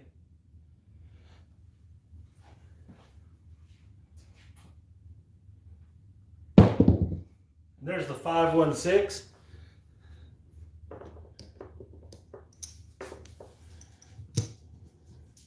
Yeah, I mean, it wasn't, you know, Mahomes didn't lose that football game. He was hitting those receivers for touchdowns. Yeah, I had New Orleans. My future bets were Kansas City, New Orleans, and Green Bay. But, okay, Kansas City, New Orleans, I had to win the Super Bowl. Green Bay, I had to win over 8.5 games. Arizona, I had to win over 7 games, and Buffalo, I had to win their division. And then I also had a future bet that Tampa Bay and the Patriots would play in the Super Bowl. And they didn't. But I was just doing that just in case the other Alex is right and it is all rigged. Just in case he's right.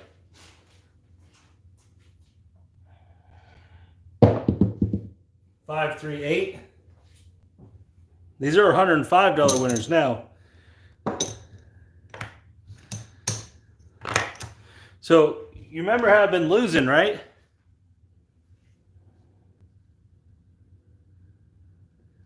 That is true. You are absolutely right, Mr. Larry. You are absolutely right. Keep us in check. Here we go. Oh, and there's our third hit. We got 3 this time. And they're all $105 winners.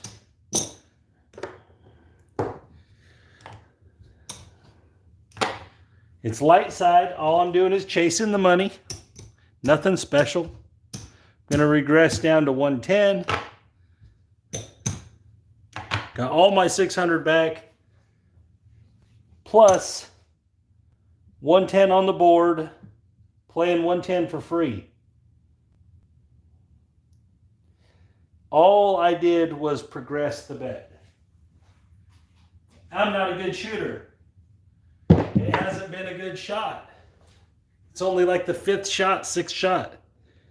$35.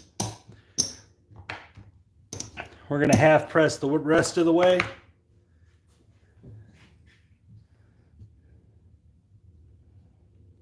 Here we go.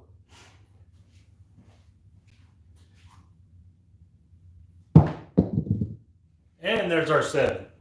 Okay.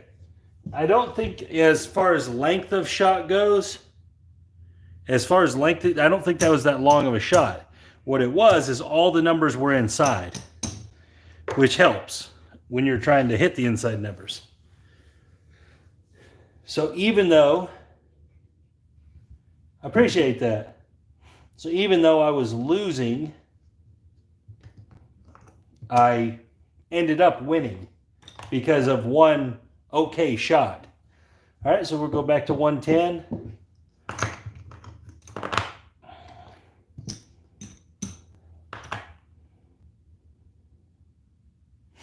Here we go. Let's see if we can get a couple hits. 3 hits. Oh, 617.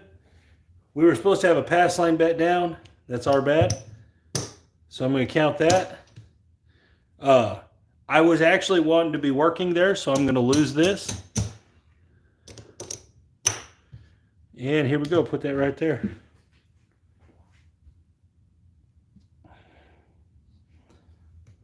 I'm going to double them.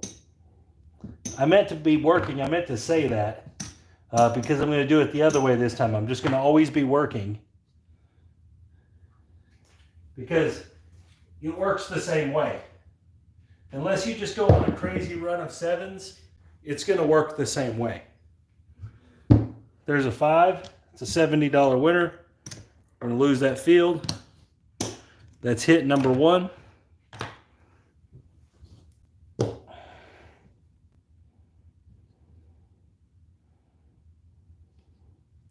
See if we can get 3 hits in.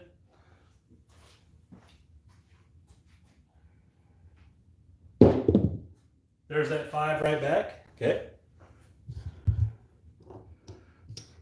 And we're going to win 75 back here. All right, we're still working. We're looking for one more hit.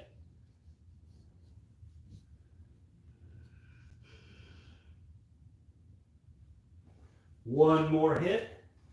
And then we're going to regress. There's a 3. So we're going to lose this come out and replace it.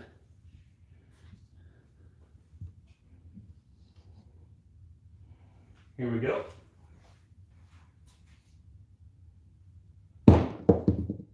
There's the 9. Okay, perfect. Remember, we were working on this one. We're working all the time on this one. $70 winner. But we're going to regress it because we're at the 2nd level of this strategy. So we're going to regress it down. We got our 3 hits in. Put that back there. Obviously, we're going to have to add a nickel to that to make that work right. All right, now we're half pressing again.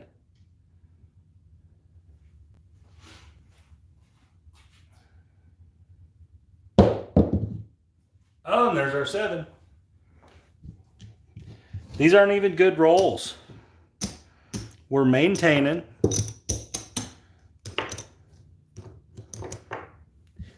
Waiting for the good one. Yeah, 3 hits is definitely pushing it for me. So I'm going to go to the 2nd level because I lost when I was on the 1st level. You could go back to the 1st level here if you wanted, for sure, because it's essentially what you did. But I'm going to go to the 2nd level. We're working. Here we go.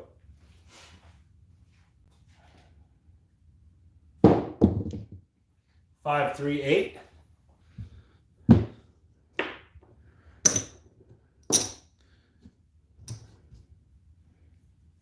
going to put 50 in odds. We're looking for 3 hits. Very simple way to play here. All light side. You just have to have a little guts.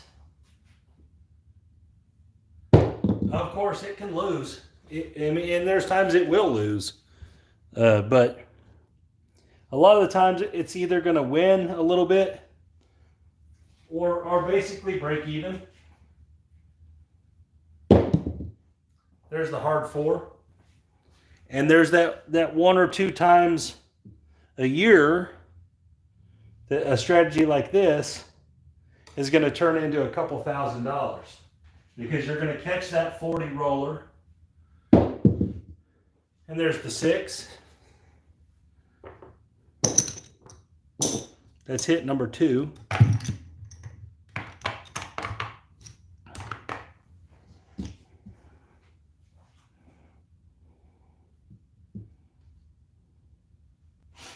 Here we go.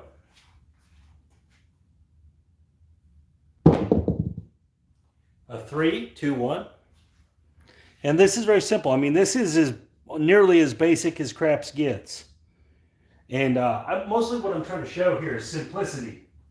A lot of times, simple is far superior to complex.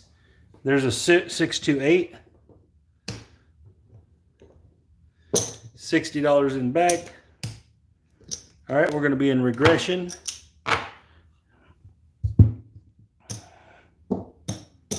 Down to 110.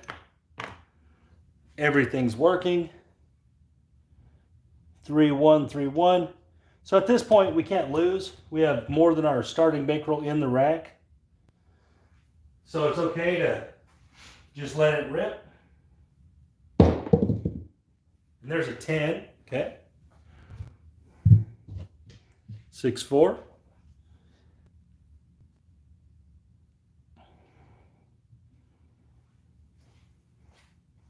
Here we go. And there's the hard 6. 35. I'm going to press my 5.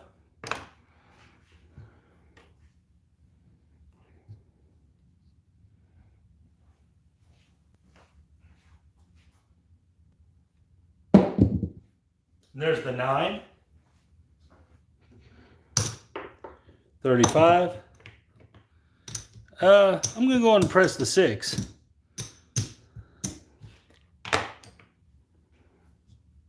I know that was more than a half press, but I'm in the profit. Yeah, that's awesome, man. About DGE, I'm glad he's out. There's a 639. 35.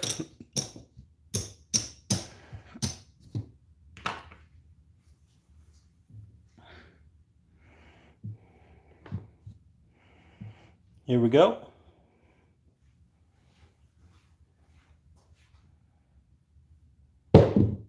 There's the 9 again. We're killing that 9. Gotta get some more money on it. Let's take it to 50.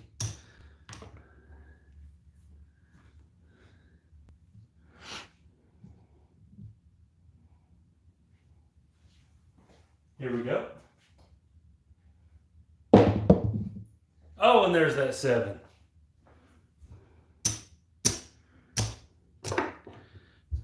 Maybe got a little aggressive there. We could have collected a little more if we would have stuck to the true half press.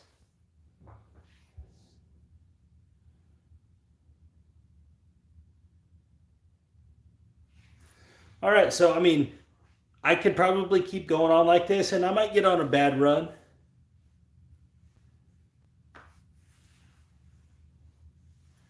I don't play the Dewey Don't unless I'm playing the anything but 10. I don't ever play it. Because, Mr. Sam Hall, the Dewey Don't is essentially built for odds, for the odds. If you're going to play the Dewey Don't, you're generally trying to play the odds bet. And I don't really play the odds bet. The only time I play the odds bet is on the pass line when I'm playing at light side, or if I'm on the don't and I want to add money to that specific number as a cover bet.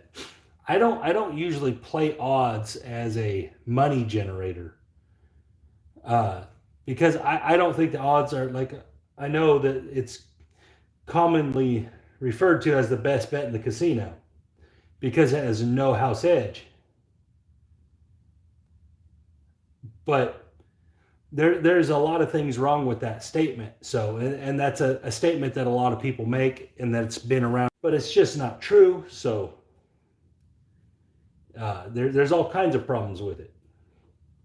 But a lot of people love the odds, and more power to you. Do what you need to do there. That's your game. So, do I like to come out hedge on the don't? I don't. I don't personally like to come out hedge on the don't. If I am going to hedge the don't on the come out, I like to lay a bet. I like to lay a bet to hedge it.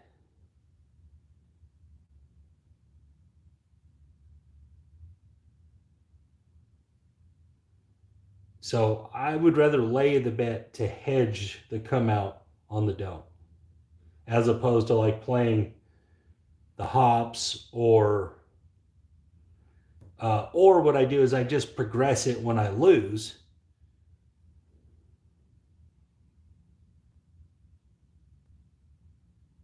Well, okay. Well, first of all, there is house edge on the odds bet because you have to have a flat bet with it. So there is house edge.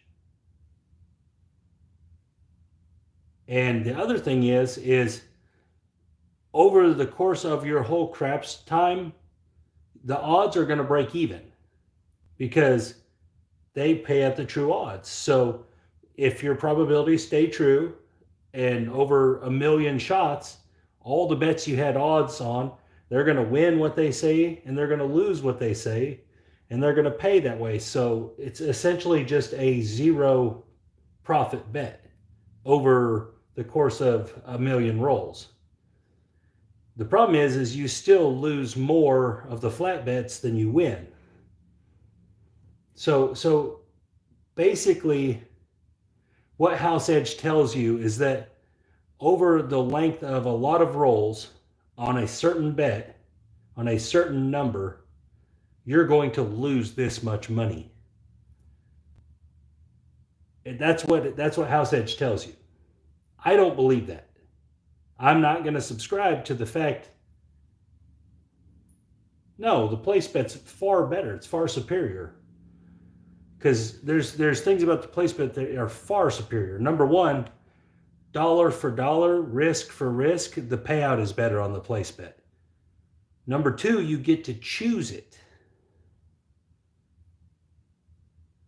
You get to choose which number you want on the place bet. You don't get to choose on the don't bet, on the odds bet. The dice choose it for you. Also with the place bets, you don't have to roll repeaters. All right, now unless you're on the don't, but if you're on the light side odds, you have to repeat the number to win it. So there's all kinds of negative aspects to the odds bet. On the light side, the odds bet is never positive probability. There's never a better chance you win it than you lose it. And in fact, from a like a theoretical or a frequency based idea, you actually are losing one of the combinations. So like, let's say you have a 5. So you have 4 out of 36 ways to make this. All right. Well, you had to roll a 5 to get it there. So now you only have 3 out of 36 left. And over the course of time, that will show its head. That will, over the same course that the house edge is talking about, that same thing will show its head. You won't repeat that number at the same rate. Of course, there will be variance in there where you repeat it 10 times, but then there will go times where you never repeat that number for, 50 rolls, 80 rolls, And so what I'm saying is that every time you play it's light side odds. Dark side odds are a little different because dark side odds, you're not repeating the number. You're rolling a number and then you're rolling the 7. So it's actually a little different. So dark side odds actually make more sense than light side odds because you are in the advantage. You're in the probability advantage. You don't lose a 7 out of your 36 roll sample when you roll a point on the don't. On the light side, you do. And I know that sounds very theoretical or whatever, but if you tracked 1,000,000 rolls, you would see that every 36 rolls, if you had a come out 5 in that 36 rolls, you're probably not going to get 4 more. You're going to get 3 more. So you do lose that roll. You do lose that combination. And if you're talking about playing odds, odds are a long-term thing. They're a long-term type of betting. And this is all my opinion, guys. This is all what I've come up with my own self on the way I like to play. If you like the odds and you want to play the odds, more power to you, because I've seen people kill it with them. I've seen people have huge odds bets pay out multiple times in a row, and they're just killing it. And I was sitting there not making no money, and they were crushing it. Then I've seen lots of other times where they had them big odds bets and they were losing, and I lost $15, because I didn't load it up with odds. So in the big scheme of things, the odds is basically a zero advantage bet any direction. Now, the flat bet part of it is a negative bet. You're going to lose more of those than you win.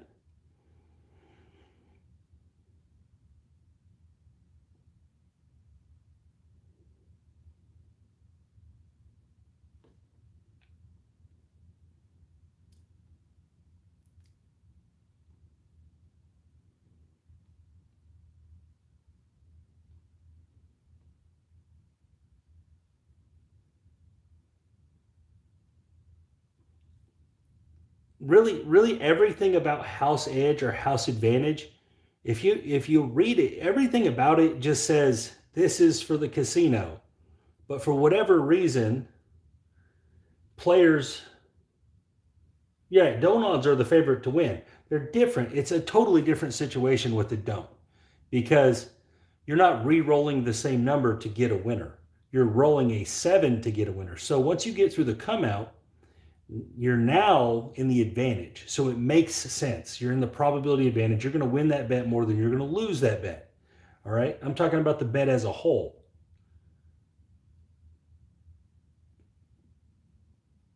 So House Edge was built for the casinos to know how much each bet on every game in the casino was going to make them over 1,000,000 bets on it. That's what they wanted to know. Okay, what are we going to make on this over this length of time, over this many, all right? Not over one individual. Sure, that works great. Not for one individual. It just doesn't make sense for individual player craps. I do when I'm playing at the casino. I do. I hedge it one of two ways. Either I lay a number to cover that roll. If I roll a 7, now if I roll 11, I just lose the don't. I don't ever hedge the 11 out. I have a lot of videos where I do, but I don't actually ever do that usually. It's very rare. Or I just progress it. If I lose it, if I have a 75, I go to 100. I progress it.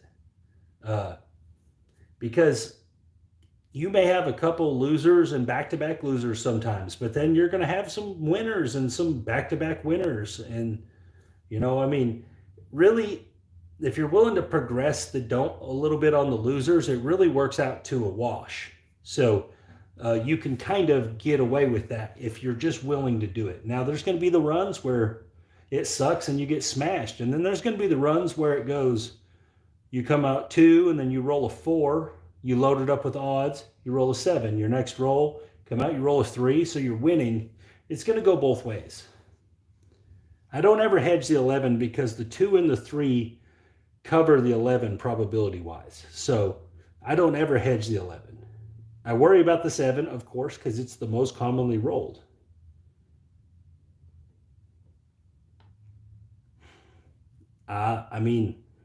I guess you can say that, but I don't believe that. I don't, the house edge doesn't matter to me ever. Like, I never care about what the house edge is ever. I think the only thing you should be worrying about is probability. What is your probability of winning? Are you in a positive chance to roll a winning roll on every roll of the dice? If you're in a negative chance, if you have more chances to lose than you have to win, you're in a bad position. All right? No matter if your house edge is good or not. So your house edge would be great if you had a pass line and odds and that's all you had, right? That's a good house edge. But you're in the probability disadvantage. You're going to lose that bet more than you win it. All right? I'm not that interested in that. So I try to limit it to just having one roll of the dice that I'm not in the probability advantage. I just try just the come out roll. That's all I want to deal with. After that, I want to always be in the probability advantage, because in craps, the one thing that's going to stay true over time, unless you're an elite dice controller, is the probability. The probabilities are going to level themselves out exactly where they're supposed to be, because these are square cubes that are random when you throw them down there, unless you're really good at dice control. So the probability is going to level itself out eventually. And so I would rather have the probability advantage.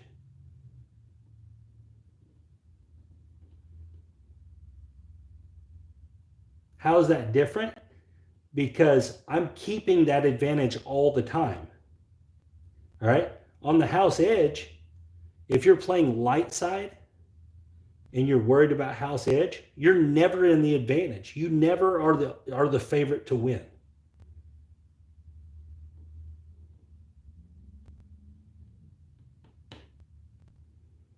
You're just never the favorite to win, and it doesn't make sense. And then, and I explained it, that it's really just a wash. In short term, if you're just talking about short term, probability works short term and long term. You always want to be in the probability advantage. This really shouldn't. I'm not understanding why this isn't just a very normal thing. I've actually done demonstrations on this where I did all house edge type strategies versus all probability strategies. And I think there was one where a 3-point Molly kind of got close. It didn't win, but it got close. It was within like $100 of the other one. But most of the time, the odds strategies get crushed because the 7 is just too volatile.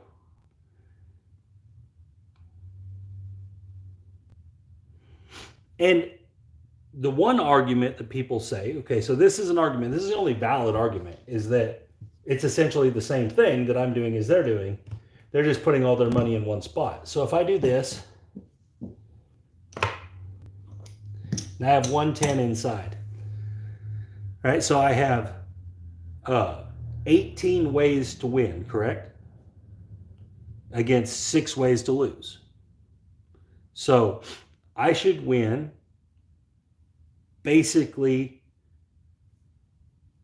3 times for every 1 time I lose, because I have 18 to 6. So I should always keep a 3-to-1 advantage. All right. So if you have $50 or 25 and let's say 75 back here, which is 100, basically the same exposure. And let's say you're on a 4. All right. The only thing you have at risk is this, essentially over time, because that's going to break even over time. It's essentially a 2-to-1 there, right?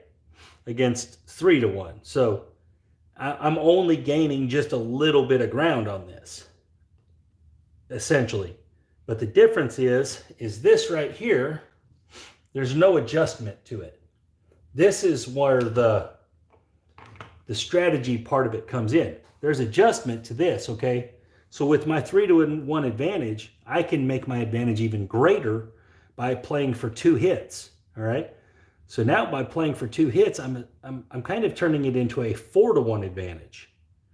Because if I only wait for 2 hits and then I pull my money down, I'm no longer at risk. Here, you can't pull that down. That's stuck. You can pull this off, but your advantage never changes. It's either 2-to-1 or 1-to-2. If you put it here, 6-to-5 or 5-to-6. No matter what, the advantage never changes in this case. On the place bets, they're mobile. You can do whatever you want with them. So that's another huge advantage to it.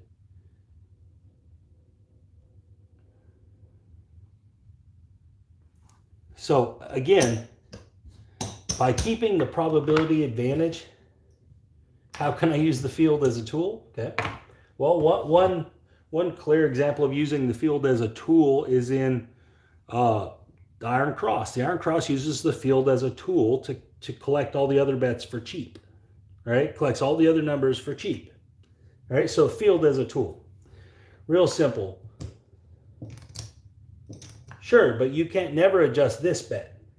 So there's no regression here. You can only take the odds up and down. You can't regress your pass line. Where this, I can take these all the way off the board, where I can no longer lose at all. I can't lose because they're off the board. All right, so using the field, okay, so for example, we actually played a strategy earlier that used the inside numbers kind of as our own fuel. He was pressing 22 inside each time, right? Well, you can use the field the same way. It's called farming the field, right? Farming the field is an effective tool. A tool, though. It's not a strategy, right?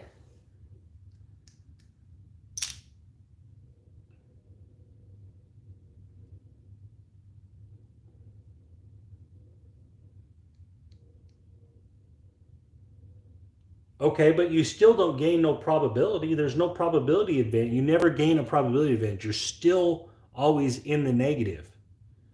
I don't like that. All right, so right here, if you're farming the field, okay, so you have basically a 44% chance to win this.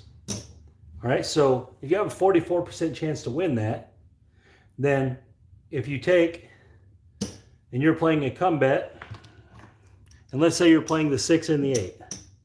Let's say you're playing them for 30 because that's easier. All right, so this is not a true Iron Cross.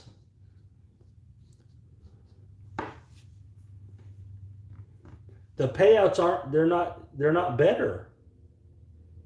It's not better.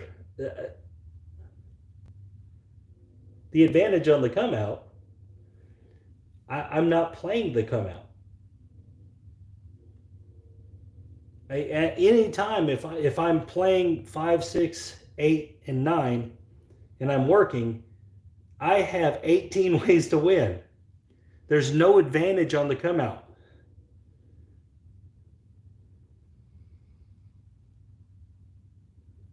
All right, so right here, you have 2 ways to lose. You can lose with a 5, you'll lose here, and you can lose with a 7.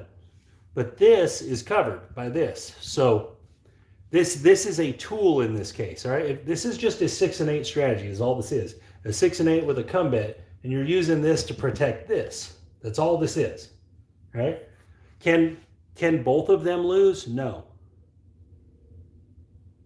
Yeah, I know what you're talking about. What I'm getting at is I don't have a pass with odds in that case. I was just talking about playing the inside numbers.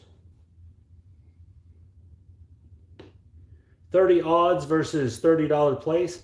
Well, it wouldn't be a 30 odds. It would be a $40 risk. So in the same risk on the 6 of $40, you would make more money.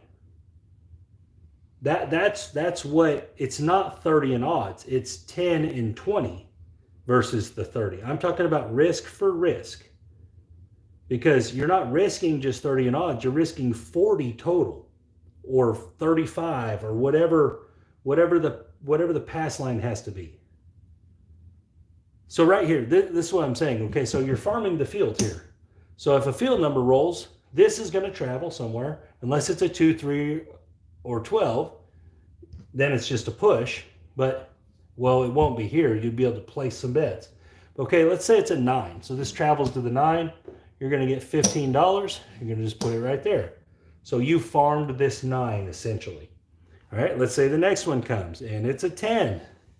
Same thing. You just farmed your 10. So the field is working as a tool here. You're getting all these other bets to move bets around for free. You don't have to do it with the cum, but the cum protects it. So really all that's at risk in that situation is the 6 and 8.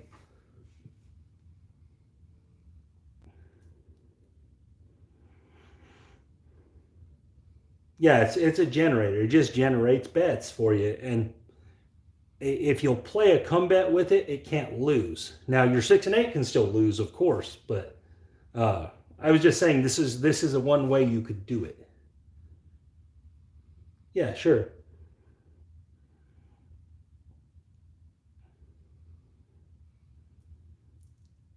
But as far as payouts are concerned, $30 6, point is 6, $10, $20 behind. It's the same pay. Okay, it's the same exact risk.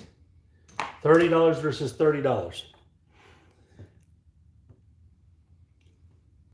This right here will pay $34 when it's paid out.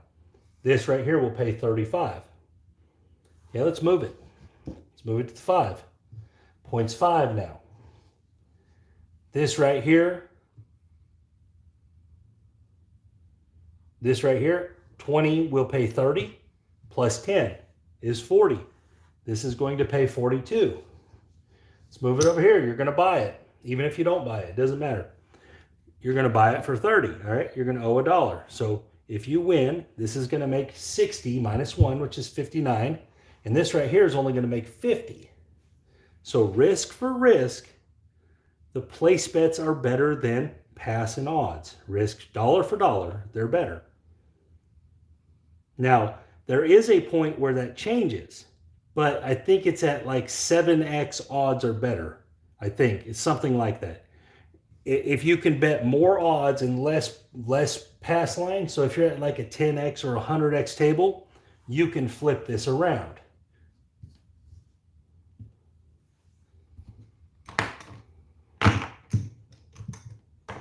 But you have to be at an odds table like that, and you have to play the odds like that to get that advantage. Otherwise, you might as well just place the bet. You're not gaining no advantage by putting it back here. You can choose which number you want. You can choose exactly which number you want. So instead of letting this pick the 9 for you, you can play the 6, which you're gaining a combination of dice to win with. You're not losing anything. It's still the 7 beats you, and you're gaining a dollar amount for your money. So it just, the odds have been blown up so much in the world of craps, and it's just been repeatedly pounded over the years that they're the best bet in the casino, the best bet in the casino, the best bet in the casino. But it's just not true. I mean, it's just not. Okay, so here's my opinion, okay? This is the best bet in the casino that I've ever seen, okay? This is the only bet that I know has this, okay? And there's some qualifications to this bet, all right? And that is a don't 4 or 10, all right? Not a lay 4 or 10, but if you make it through the come out, it's the don't 4 or 10. The reason being is because you are a 2-to-1 favorite. I don't think there's any other bet in the casino where you can ever...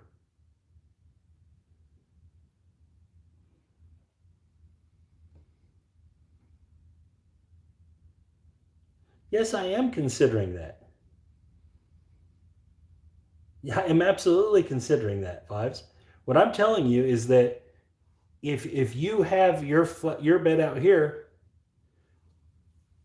it's not what you think it is.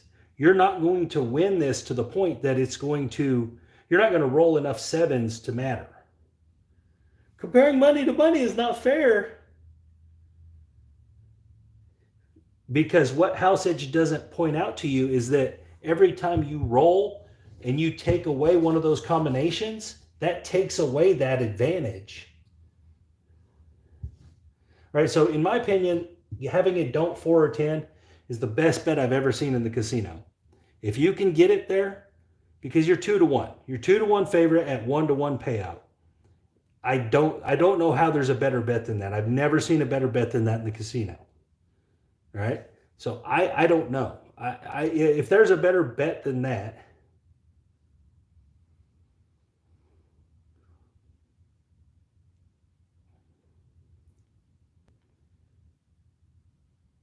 right? I totally agree with what you're saying right there. You will win on a come out roll 2-1. But what you're not taking into account is that on the rolls that you don't win on the come out roll, and you roll that 5, you lose some probability with that 5, and you're not taking that into account. And that's what the House Edge doesn't take into account. Well, it doesn't take into account a lot of things, but that's one of the things it doesn't take into account. And so you're going to have less chance of repeating that number.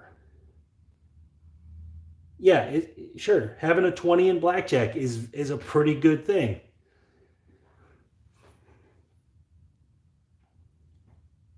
But I think 2-1, I don't know how you beat a 2-1 advantage. I just don't.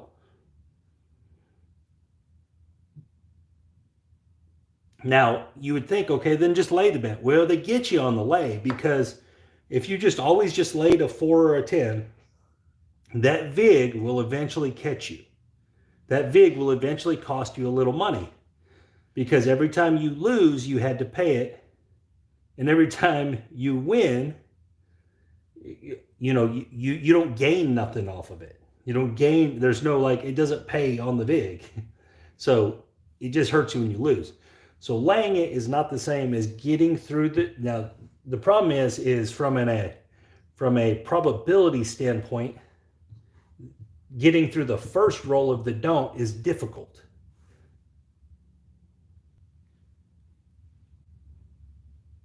It is a two-phase bet. You're right about that. You're absolutely right about that. But you don't get to choose. One of the biggest things that I have a problem with pass line bets is you're not choosing your number.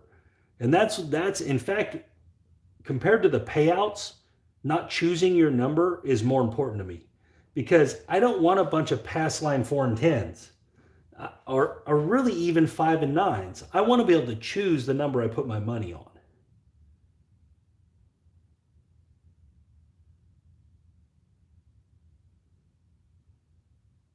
An aggressive 4-roll strategy.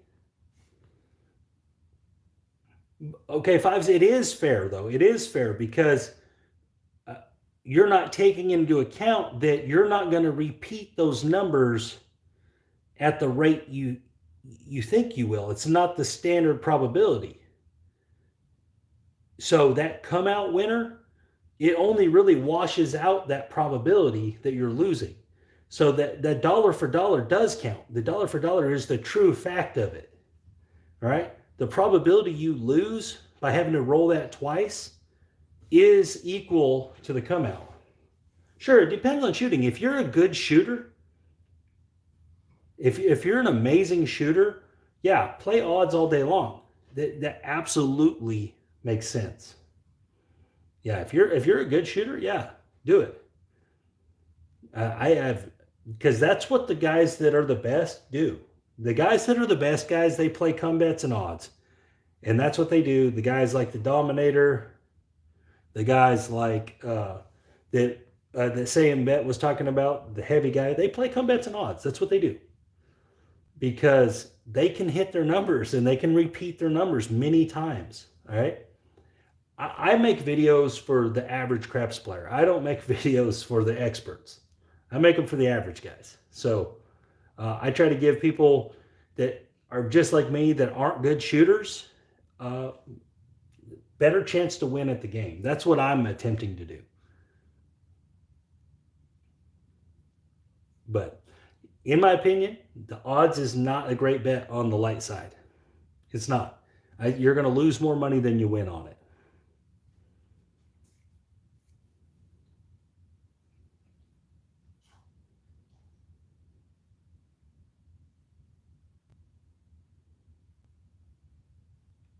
Shane, Rob, are you on the Craps chat on Skype? Because that's a pretty big Craps community right there. It's stretched all over the world. Just get on Skype and it's Craps chat with an exclamation point. And yeah, you can join right in. There's 100 and something people on there, but it stretches from Australia to England to Cyprus. It's all over, man. And a lot of people all over the United States, and they get together and play. They have meetups. But this is different, man. This is just a group of craps guys and ladies. There's ladies too. This is different. It's a private little deal. Not really private, but you know, there's not people in there trying to sell you stuff. Yeah, rules do vary around the world, sure.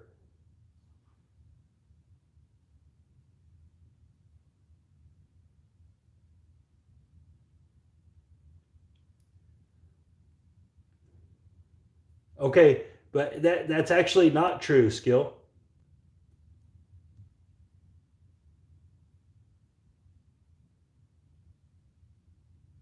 Because the payout might be different, but you're losing a probability to roll that number, and you're losing the come out winner that Fives was talking about.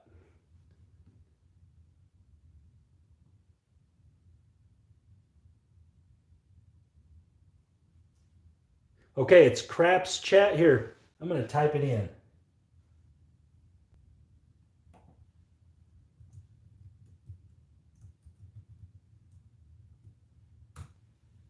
It looks like that. Yeah, something.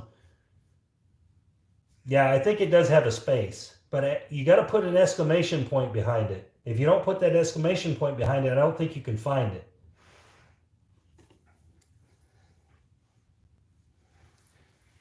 Okay, but you can play it on the come out roll.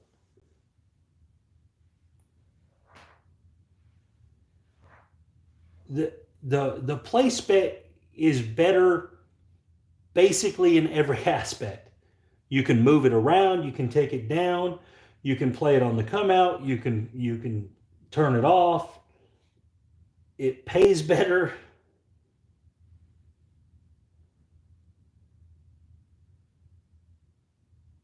I just, in my opinion, guys, everything about the place bets are better than the odds. And again, like I said before, if you like the odds, man, play them. That's your deal. I don't think that my ideas are the only ways to win craps. I've seen guys that only play the horn bets, crush it. I'm talking win thousands of dollars. And all they did all day was play horn bets. You know, pass line or don't pass line, because a lot of casinos will make you have one of those bets to play horn bets, and they just sit there and play horn bets. That's right. Play what makes you comfortable. That's exactly right.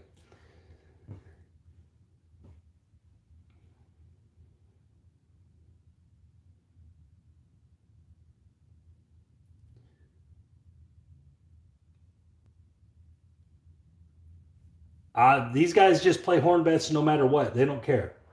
What they're doing, they're looking for a 3 or 4 roll progression on it. And it happens if you sit at a craps table for a couple hours, you're going to see a group of rolls that goes 3 or 4 horn numbers in a row.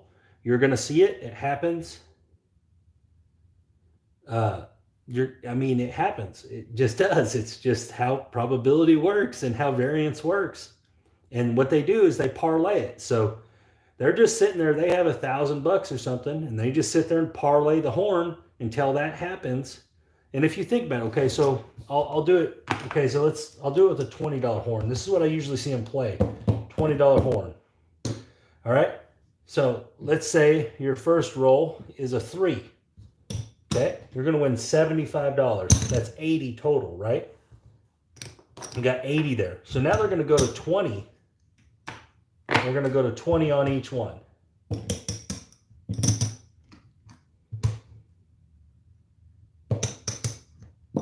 Okay, so now, let's say it hits an 11. All right?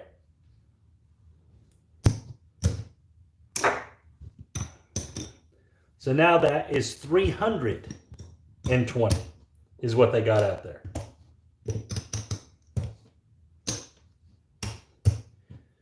Okay, so they just split it up between the whole thing.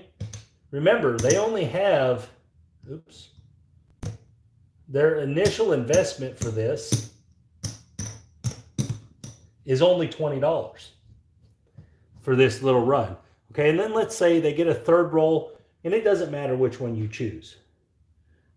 No, the horn bet is just a one roll bet. So yeah, I guess it's a contract bet because it's just one roll. I'm not even going to use the big ones. Let's just say they roll a 3.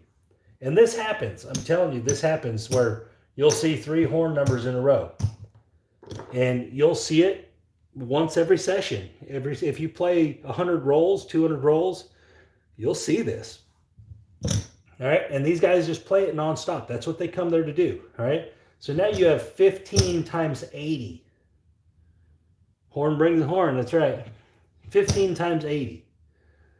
So, and that's what ends up happening is so now they win $1,200 off of $20 by just waiting it out. You know, they just keep parlaying it up.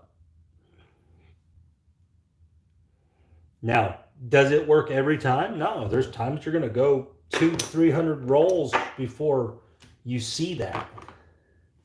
But then there's going to be the times where it does it, and it does it early on, and you see it pretty quick. And I've seen guys win like this many times. In fact, it's a very common way that the guys from Little Rock play. Yeah, these guys come in with, big old wads of cash from whatever it is they do outside of there. And that's what they do. I see it a lot. Or I see them do it with the hard ways. Or they'll do it with the hard ways. This is another one I see. They'll just wait it out. Every time a hard way hits, they'll just parlay it. So let's say the hard 10 hit. All right. If one loses, they replace it at whatever it was at. All right. And they just keep doing this. All right. Each time it hits, they got enough money in their pocket that, let's say these two went down. All right. They'd replace them. Right. Then one hits. All right. So let's say the 6 hits. So now you're going to get 90.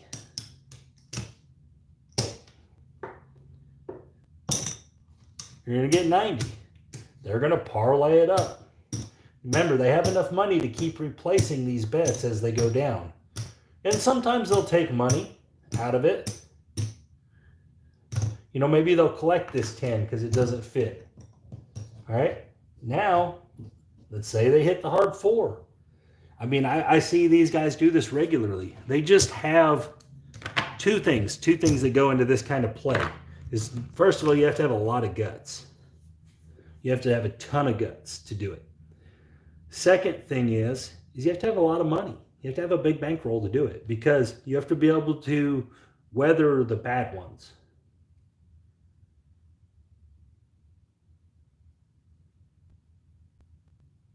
Yeah, sure. And I see it. I see it a lot. It's pretty common around where I live. I see the guys do the field too. They'll come in, chunk bet the field. They're just looking for big hits in the field. I mean, I see them do it a lot. Are they as consistent as me winning? No, they're not. But when they win a lot bigger than I do. So overall, it probably evens out pretty well, I would say. Over the course of a year, if they won, a couple times they were there and they had between $2,000 and $4,000 wins. Yeah. I don't either. I hardly ever get to the third one. If I win twice, I'm usually done with it. I hardly ever get to that third one. I always parlay the first one. If I hit it, I just parlay it because what I normally play is 3C2E. So if I hit it, I just parlay it up. And if it hits again, it's great. But I usually go back down to 3C2E. So I take that chunk of money.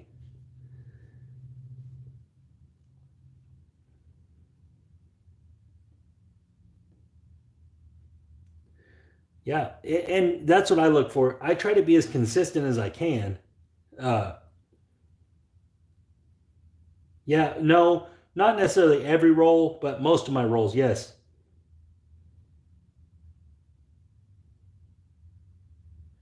My other channel is Wager Me Sports by Wager Me This.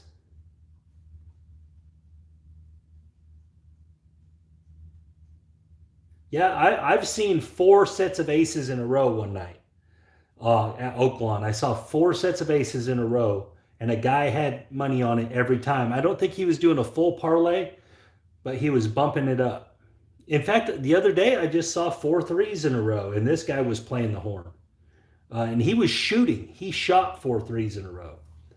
So, and I can't remember. We cashed out together. He cashed out 4,800 or something like that. We cashed out together because I was on the don'ts when he did it.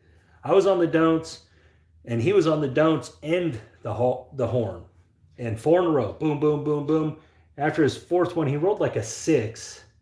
Me and him had just our minimum don't bet out there. We waited it out, and then we left. And I didn't win nothing like he won. He won, I think it was 4,800, maybe 4,300 or 4,800. I don't know, it was a lot. I've never seen it happen twice in the same roll, but I've seen it happen back to back. I've seen a guy hit it, and then the next shooter hit it.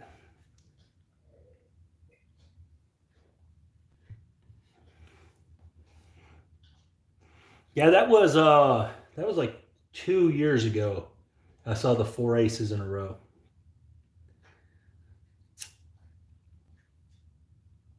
That guy wasn't shooting though. He was just betting. $9,000 each time. That's awesome. The biggest single win I've ever had was on an ATS win. The biggest single amount payout. It wasn't $9,000.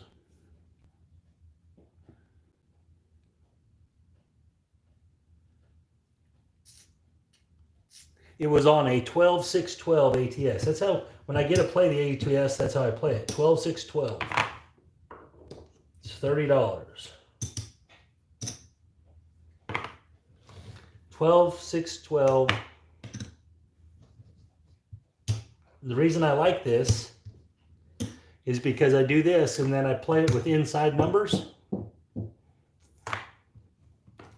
And one hit on the inside numbers pays for that. So obviously you're going to have a line bet. So one hit on it and pays for it, and then you get to play the ATS for free if you want to. So that's why I like it at 12-6-12.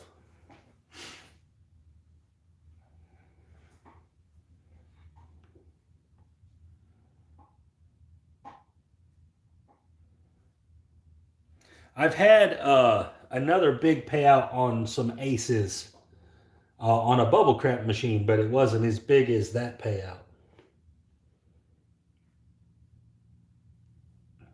And that's the only time I've really ever won on bubble craps. I never have really won anything else ever on bubble craps. Not any significant amount.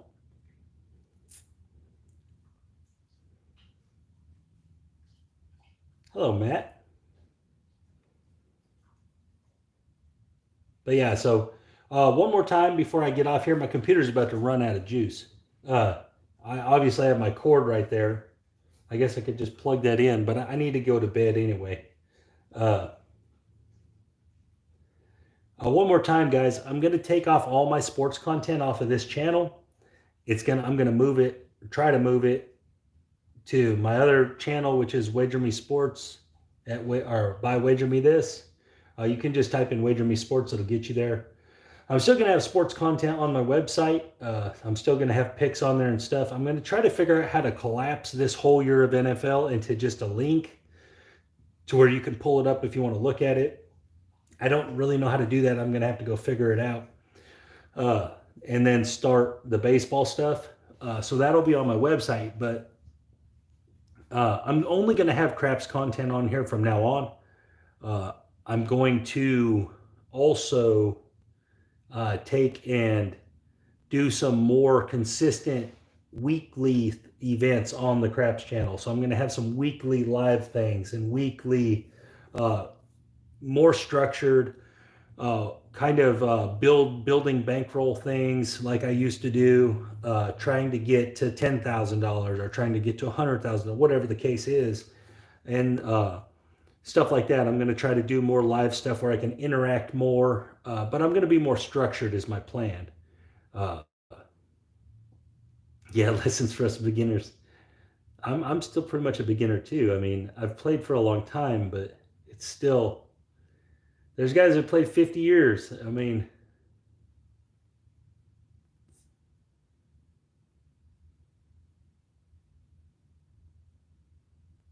yeah, the payouts. Okay, here's another thing. Okay, I'm glad you brought that up. I just wrote this part of my book. You got to know the payouts, guys. The other day, I guess it's been a little while now, about a month ago when I was playing craps, the guy next to me didn't know his payouts, and the dealer was terrible. The dealer was absolutely terrible, and I kept having to catch it. I said, "Hey, no, that's wrong. He owes you $6 more, or he owes you this." The dealer was just awful. I don't know if he was new or what, but it just was bad. And I kept telling him, and the guy just didn't know his payouts. He was just picking up whatever they gave him. And so dealers aren't trying to screw you, but they mess up too, guys. So know what you're doing, know what you're looking at. Don't just take the money. Look at it, make sure it's right. They might have just messed up when they grabbed it. They thought it was right. It could be totally honest mistake. You're not going to hurt their feelings by saying, "Hey, you owe me $5 more," or yeah, I don't know why that is. I get that from a lot of people. I don't know if it's because I don't set reminders and stuff, which I'm going to start doing. I'm going to start putting the reminders out and all that kind of thing. Use some of these other things. Yeah, most people just pick them up. Man, look at what you're doing. Make sure they're paying you right, because this could be the difference between a winning and a losing day. How do they keep track of whose money is whose? That's where they're putting it. So if you're in front of them, if you're the first one, your money's going to be right there. If you're the second guy, your money's going to be right there. If you're the third guy, which would be probably the hook in most places, they're going to probably have 3, all right? And then on the back side, they're going to have 3 more. And that's how they keep track of who's who.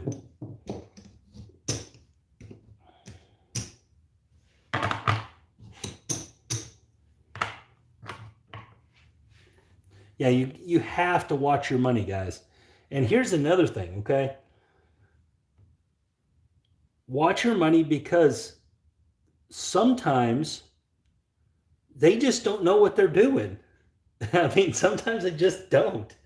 I've had lots of times where they didn't know how to pay lay bets. They didn't know how to pay them out. I've literally had a dealer tell me that all the lay bets are 1 to 2. And I said, no, because I had a lay 5. I was like, no, you're going to pay me 2 to 3. And they're like, no, it's 1 to 2 on every lay bet. I said, no, it's not.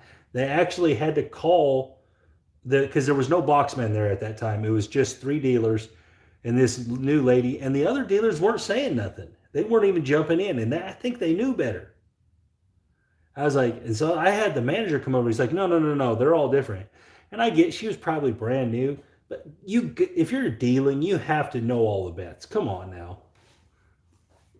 But yeah, she's like, no, all the lay bets are 1 to 2, minus a vig. She kept telling me. I was like, no, you're going to pay me this. And it was on odds, so I had a don't and odds on it. And I was like, no, you're paying me the odds right. Because, I didn't just wait out this 10 roll, dodging the 5 to not get paid right. But yeah, I mean, obviously they righted it, but so just watch that, guys. That's serious.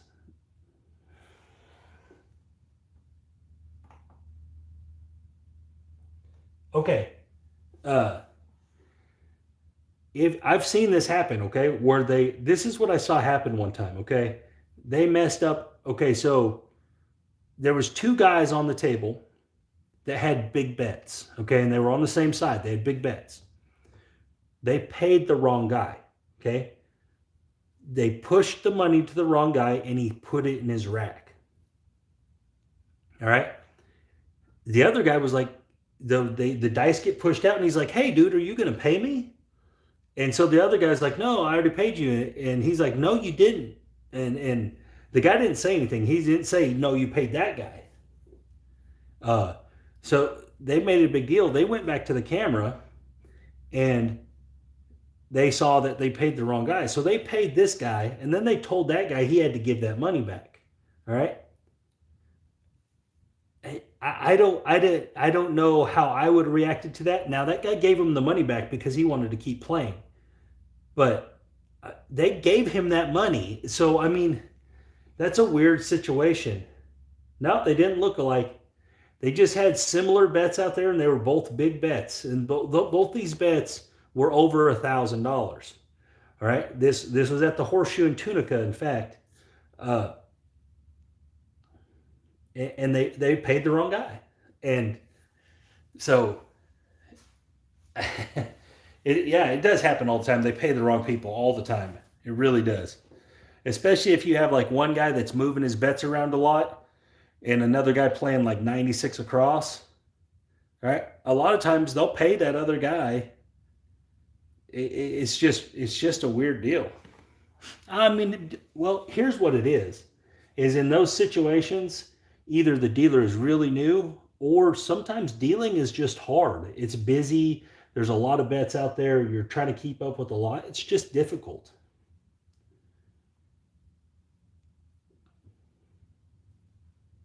So, I mean, there's a lot of factors that go into it. Maybe it's the end of their shift, but that's right. Just know what you got, know what your payouts should be. Guys, for the most part, the payouts don't change. Here's one thing that can help yourself with the payouts. Don't make weird bets. Don't make weird bets. Bet right. Bet the correct numbers. Bet the correct denominations. Bet correctly. Don't make $53 bets. Yeah, I mean, it's grimy there. It's grimy in Tunica. Yeah, that's right. Big AZ, that is absolutely right. Bet your bets correctly. Don't put a $59 nine out there. You know. That way you don't have to figure that out too. Bet them right. Just bet it correctly. You'll help the dealers. You'll help yourself. They call it rainbow betting. Yeah, 33. I mean, a lot of people play $36 fives and nines because it pays 50. If you play the 35, it pays the 49.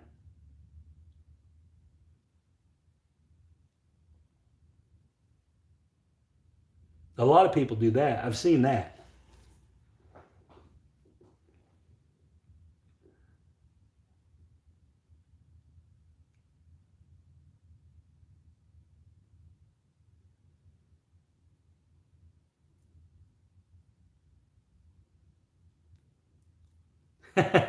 People say I tip too much too.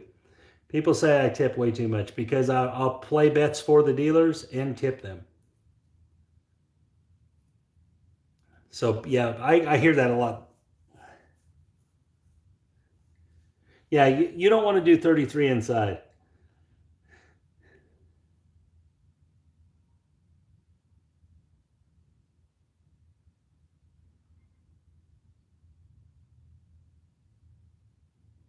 In fact, I don't think there's a bet on the table that you do 33.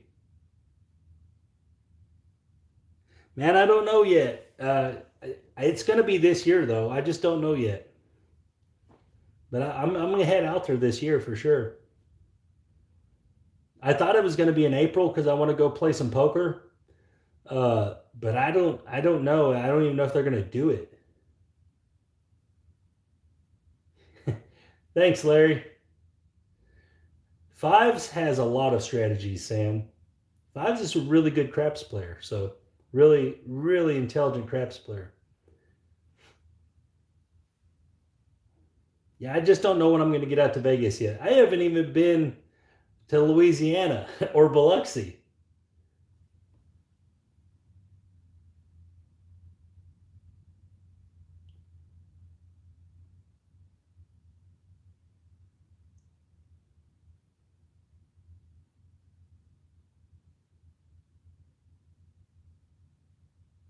I have never gambled in Nevada. I've been all over Nevada when I was a kid, but I've never gambled in Nevada.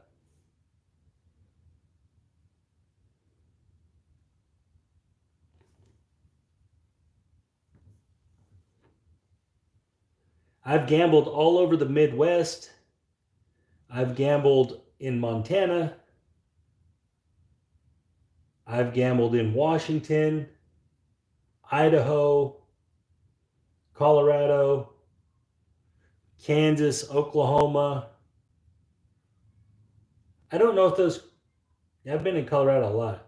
I don't know if those casinos are in Iowa or Nebraska. I'm not really sure which one they're in, but I've gambled all through there.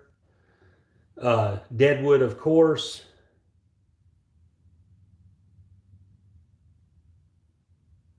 All over Arkansas. I've been to all the Tunica casinos except for First Jackpot. Obviously,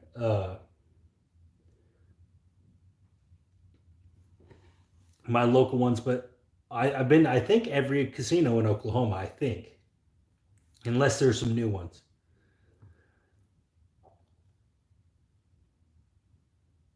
But in Oklahoma, no, I've never been to the Caribbean. Uh, Sam Hall, I missed every day of my 20s. So I was locked in a cage every day of my 20s. So basically, I missed a lot of traveling.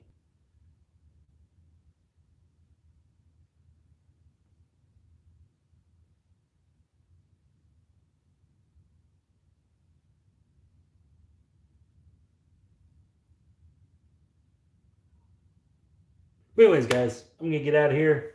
Thank you guys for watching. You guys have a great night. And like I said, remember, I'm gonna not have sports on here no more.